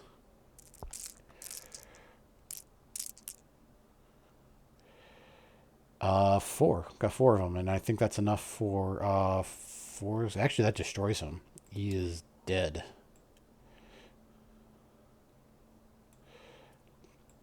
Dead. Yep. That's good. That really helps me here. So skirmisher.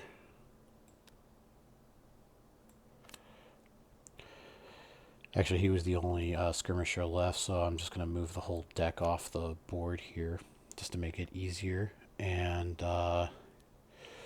let me roll, because I damaged structure, so let me roll for that critical. Saw that 1 there. 5 is no critical. All right, so it's not totally destroyed, but it is destroyed. Take Centurion off.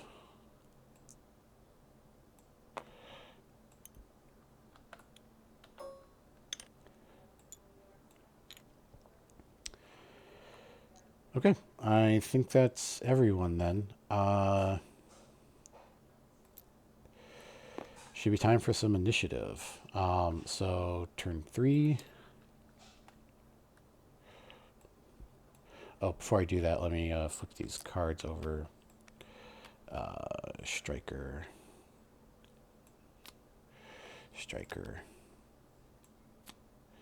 and 2 brawlers.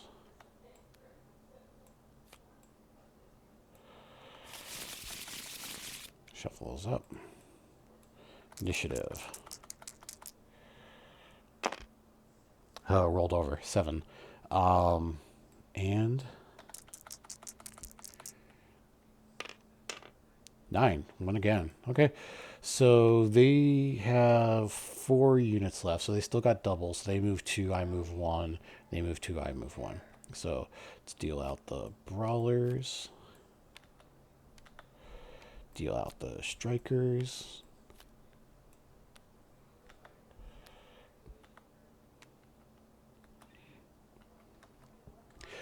So just, I should be keeping track here. So I've destroyed 2 of their units. So that is, actually, it's 50 points each. So it should be 100 to me. Let me double check that here. Go back to tracks. I'm pretty sure it's 50 victory points each. Pretty sure.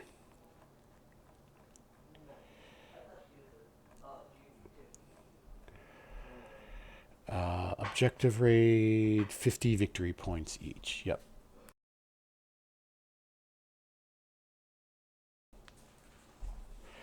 So yeah, that puts me at 100. So actually, I think there's no way that they can win this. I think they could tie, though, if both Commando and...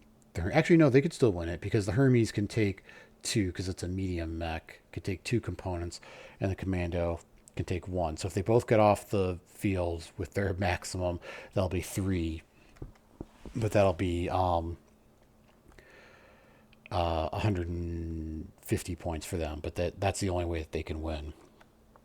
So, okay. So initiative, 256. Okay, so this brawler, the Vedette medium take 2 is going to go first. So if first, move to 6 inches from nearest enemy, and no enemies in line of sight would cover from most. So that's the Vedette tank 2. I think that's this. No, that's this guy over here. So, he's got 4 hexes of movement. I think he's just going to back up. 1, 2,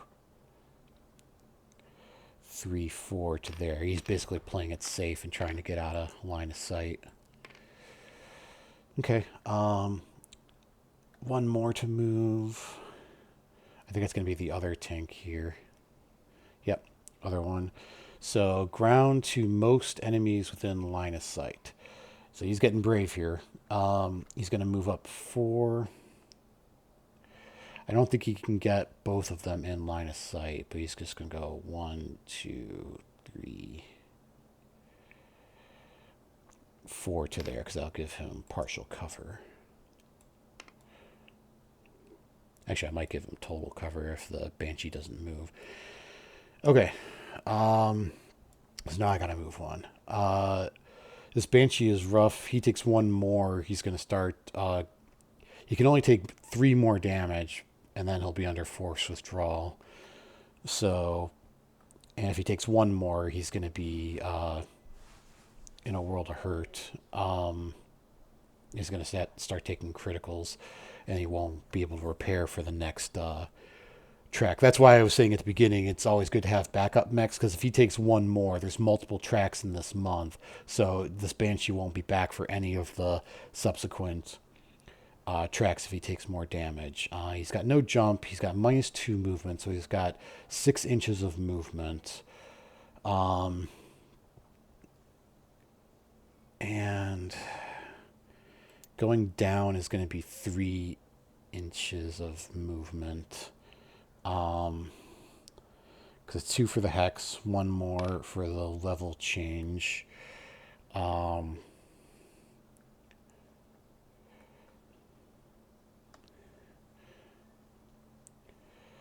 that's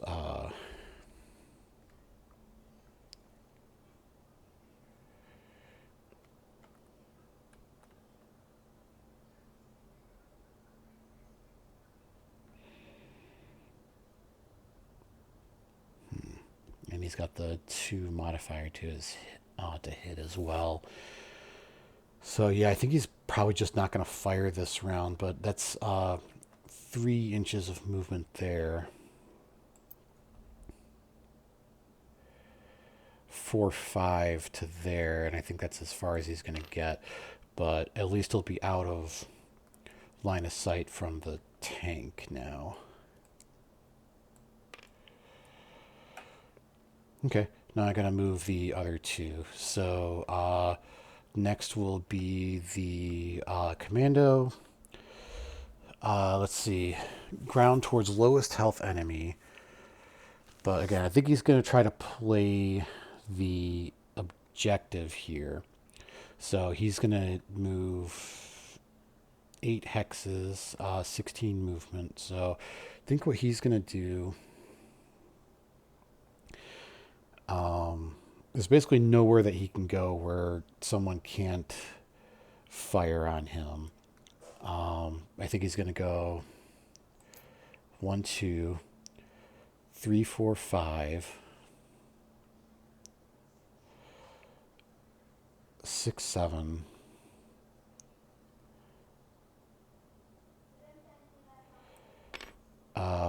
Yeah, it's as far as he can go because he's got, or no, he can go off further because he's got 16 inches of movement. But I think he's just going to move there.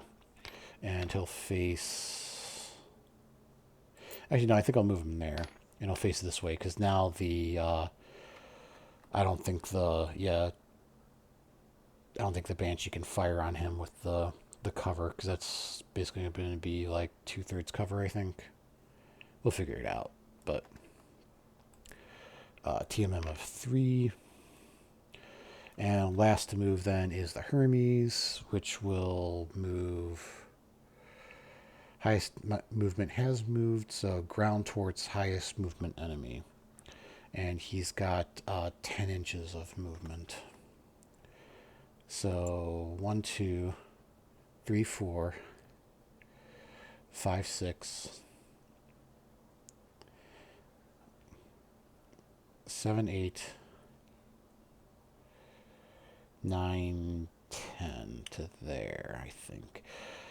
And then the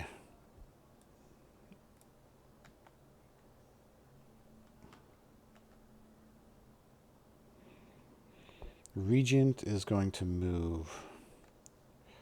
He's got 6 inches of movement. So I think he's going to go 1, 2, 3, 4, 5, 6 to there.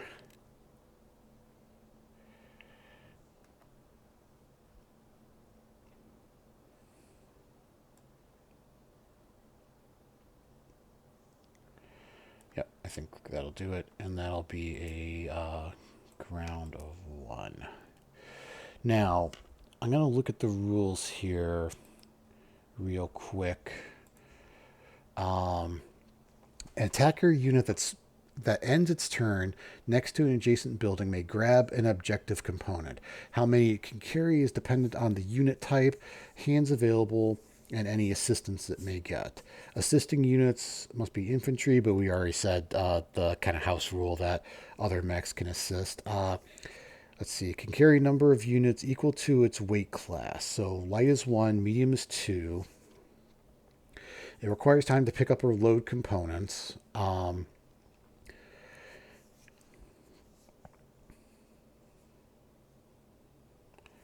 The following lists the number of components that can be picked up or loaded in a turn. If the unit is capable of carrying more components, it must spend more turns loading. So a mech with 1 hand can load 1 component. A mech with 2 hands can load 2 components. So basically the Hermes is going to have to spend 2 turns picking up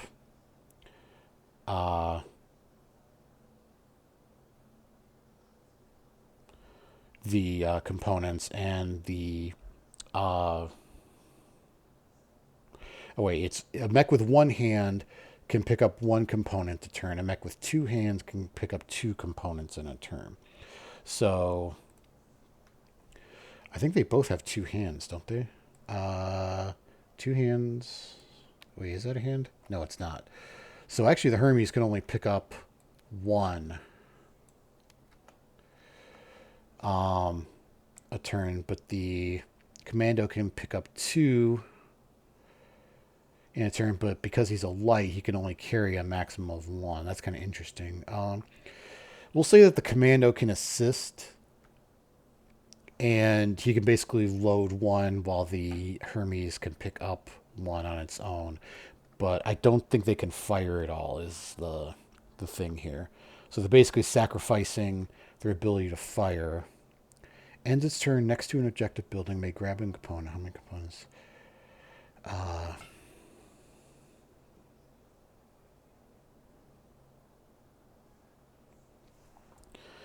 It doesn't specifically say. But yeah, I'll just assume that they can't fire at all. So they're basically sacrificing their ability to fire to hopefully pick up components here. And I think they're both going to die. If they do, I think that'll be the match because the tanks can't do anything to complete the objectives. And yeah, so that'll probably be the match here if I can destroy them. Okay, so we'll say they can't fire. I don't have any BSP I can use.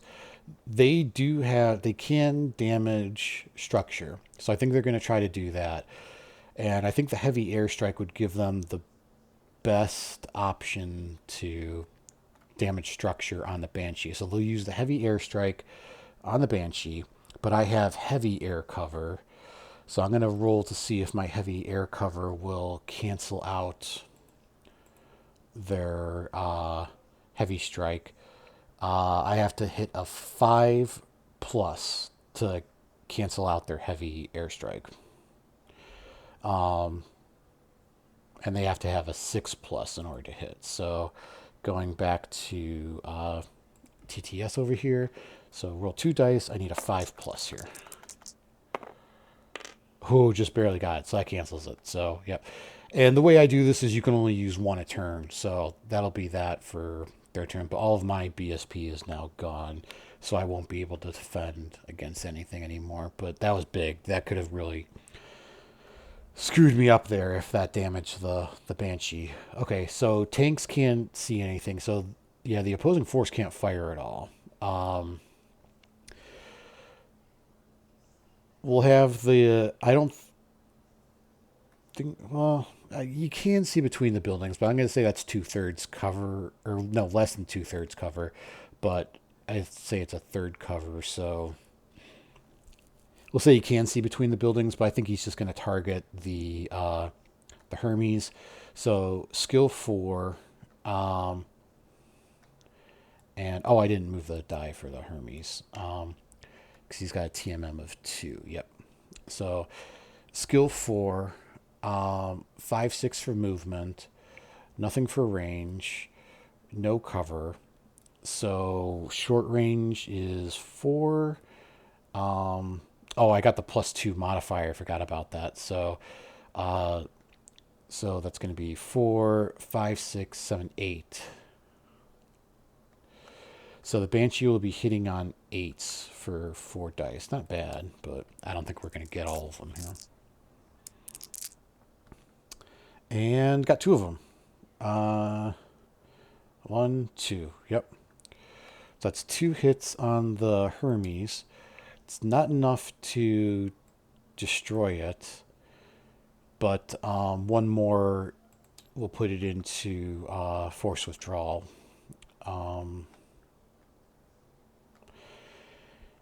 And the Regent, I think the bigger... Or not the bigger, but the... easier target is going to be the Hermes because it's skill 3, 4, 5 for movement, nothing for range. So it'd be hitting on 5s, whereas it would be 6s for the Commando. Yeah, we'll fire on the Hermes. So 3 skill, 4 5. So short range, 6 dice, hitting on 5s. And this is probably going to be the end of the Hermes. Boy, yep, that's 5 hits there. So that destroys the Hermes. There were no criticals there, but I do get to roll one more for the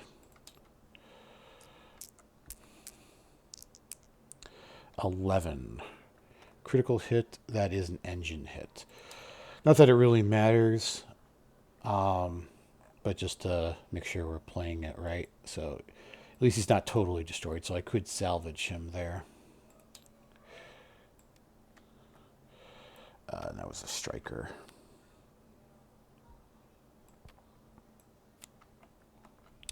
Okay, take the Hermes off.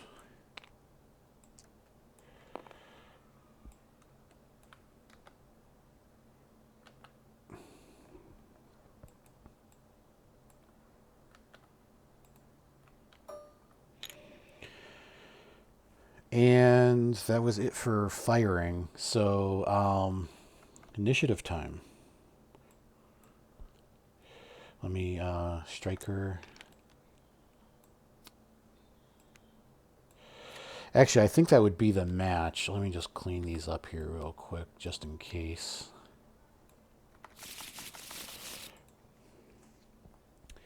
Okay.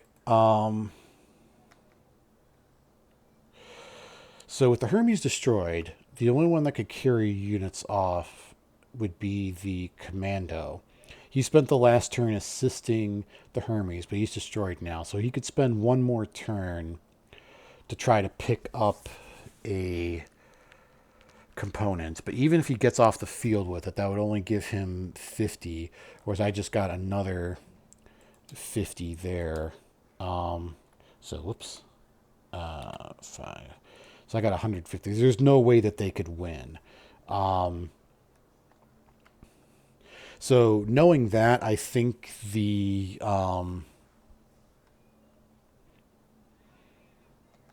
Commando would try to withdraw. So he's not under forced withdrawal, but you know there is a rule in the well, that means if I agree to it, I don't get salvaged. So yeah, he's gonna. You know, I think he'll just say screw it. He'll try to get that component because at least it would deny me the ability to get full points. So I'm not even going to deal a card out to him just because that's all he's going to do is he's going to try to play the objective. But I will deal out for the brawlers here. Roll initiative 5 and also 5. So roll again. 6. Oops, that did not roll correctly. 5. I won initiative again. Wow, yeah, that's crazy. I've won initiative every round. Okay, so they still have more units than me, but it's not double. So I think they got to move 2. I move 1. Then they move 1. I move 1. So the Hermes will just stay there. So he's not moving at all. So he's not going to get his TMM. He's almost certainly going to die this round. The Det medium tank will move first. So 6 inches. He's just going to hide again. Yeah. So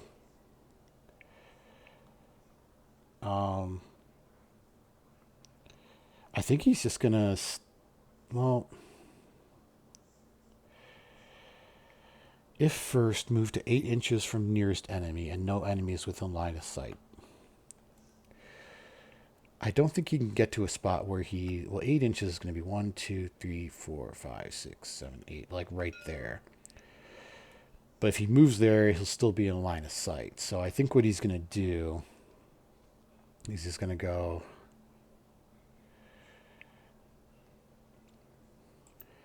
One.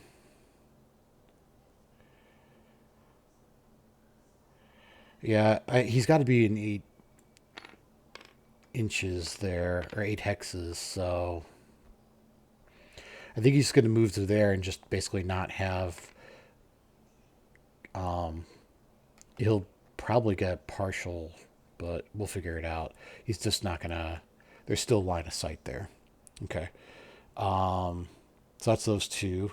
I'm going to move the Banshee is going to play it safe, so he can move. He hasn't cooled off, so he's still at 6 hexes.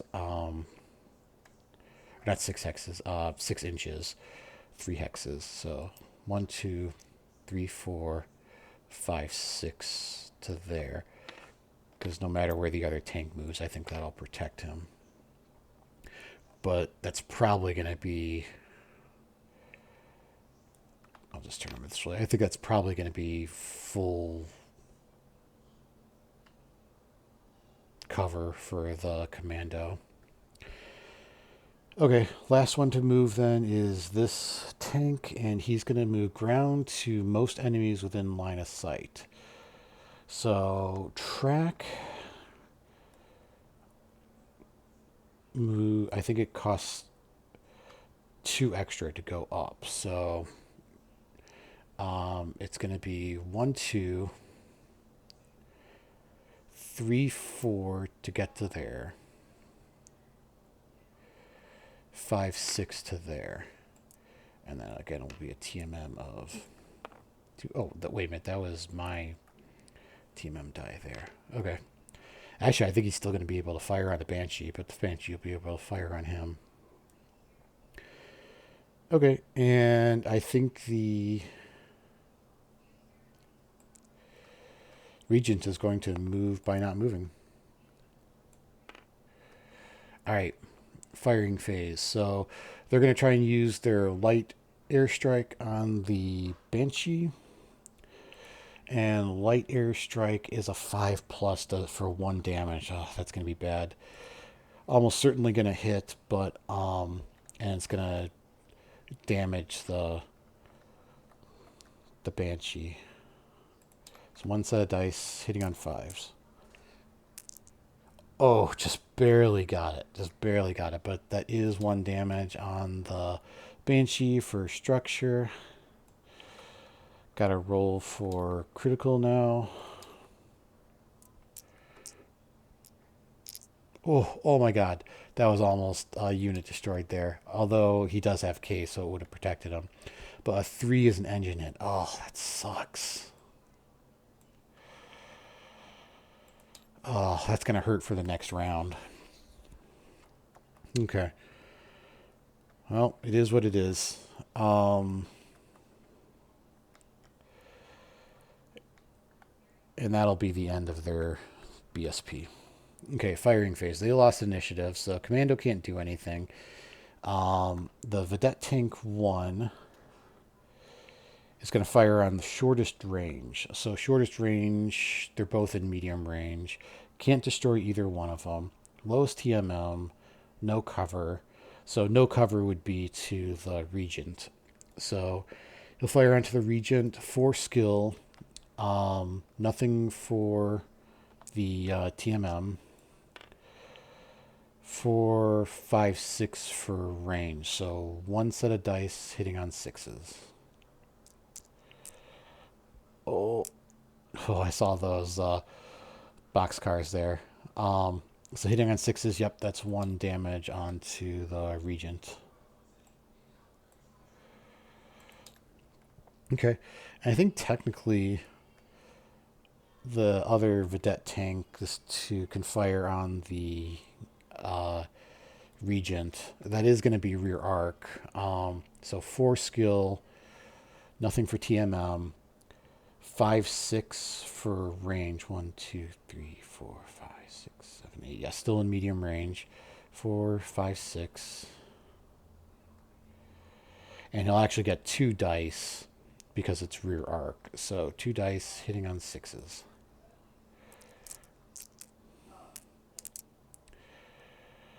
Just 1. And that was almost critical there.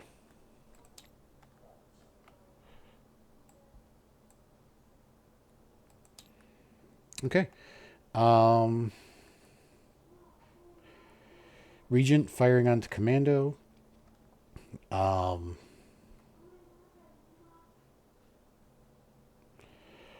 So that's going to be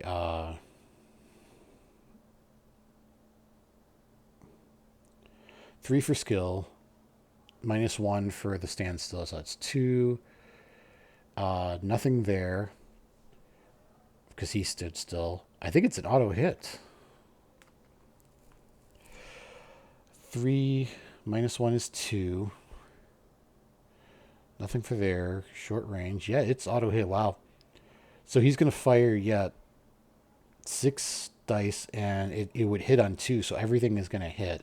Let me just roll the dice anyway, just to see if there's any criticals. Actually, there would be at least 1 critical there because it'll damage structure. So, but let me just roll it anyway. 6 dice hitting on 2s, so everything will hit. But there's no criticals there. But I do get to roll 1 more for the critical for damaging structure. 7 is MP hit. So he's destroyed, but not totally destroyed.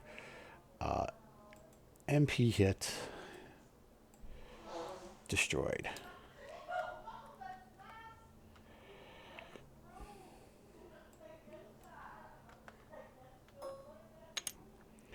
All right, that's all their units. So they cannot win now. So I get 200 because I've destroyed 4 units. Their tanks can't do anything. Their tanks, knowing that they can't win, I think would just withdraw. And I'm not going to push my luck. I could try for salvage on them. But they still have decent armor. They haven't taken any hits. I would need to do at least 5 damage to put them into force withdrawal. But I think, again, they would withdraw anyway, but I would need to do 6 damage. I just don't think it's worth it to risk more damage to the Regent and definitely more damage to the Banshee.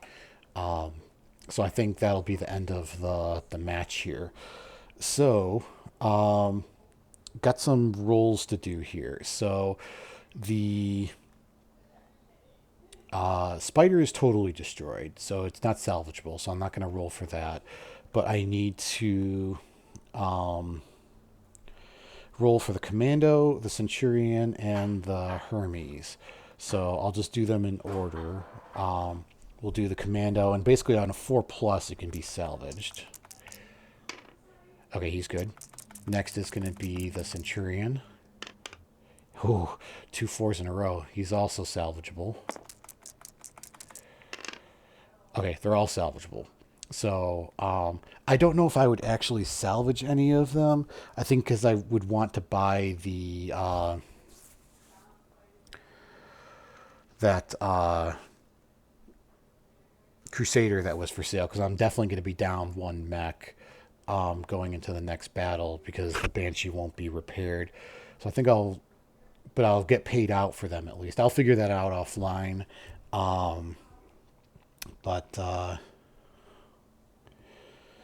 that should be it then. Let me just look at my post-track cleanup sheet here.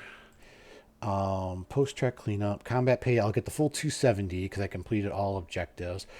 I didn't have any pilots wounded or killed. I rolled for salvage. Support repairs, I'll figure that out all offline. I think that's it. So just for last thing that I'm going to do here before we wrap up is because I do have to roll for the next mission, I'm just going to do that here so I have everything set up for next time. So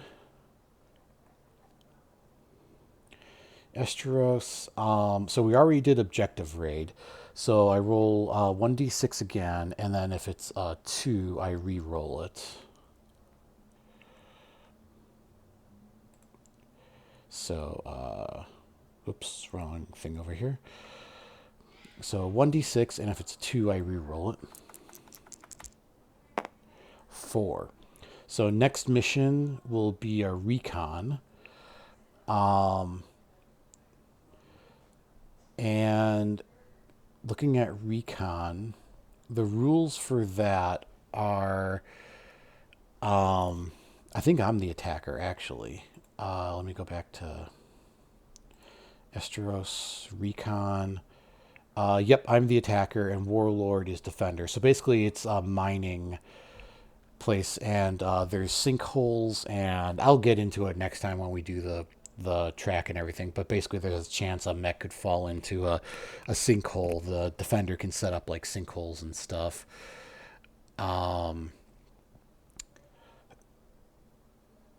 And recon, I'm the attacker. And basically, the goal for the attacker is successfully scan at least 50% of the opponent's force, cripple or destroy at least 25%, and escape. I need to escape with at least 50% of my force, survive, and exit their turn my home edge after 8 turns. Defenders, which will be the opposing force, they have to any attacker objectives not met by turn 8 are counted for the defender each. So it's 100 for each. So one of them will get 100, 2 of them will get 200 victory points, and 3 of them will get 300 victory points.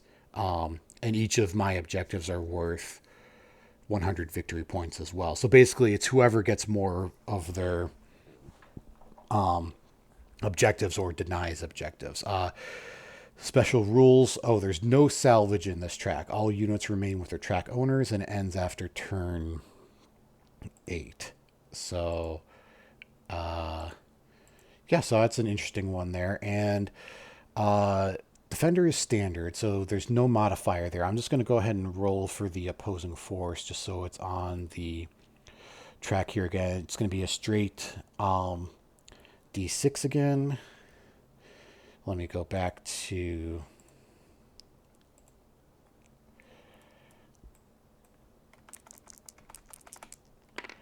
two.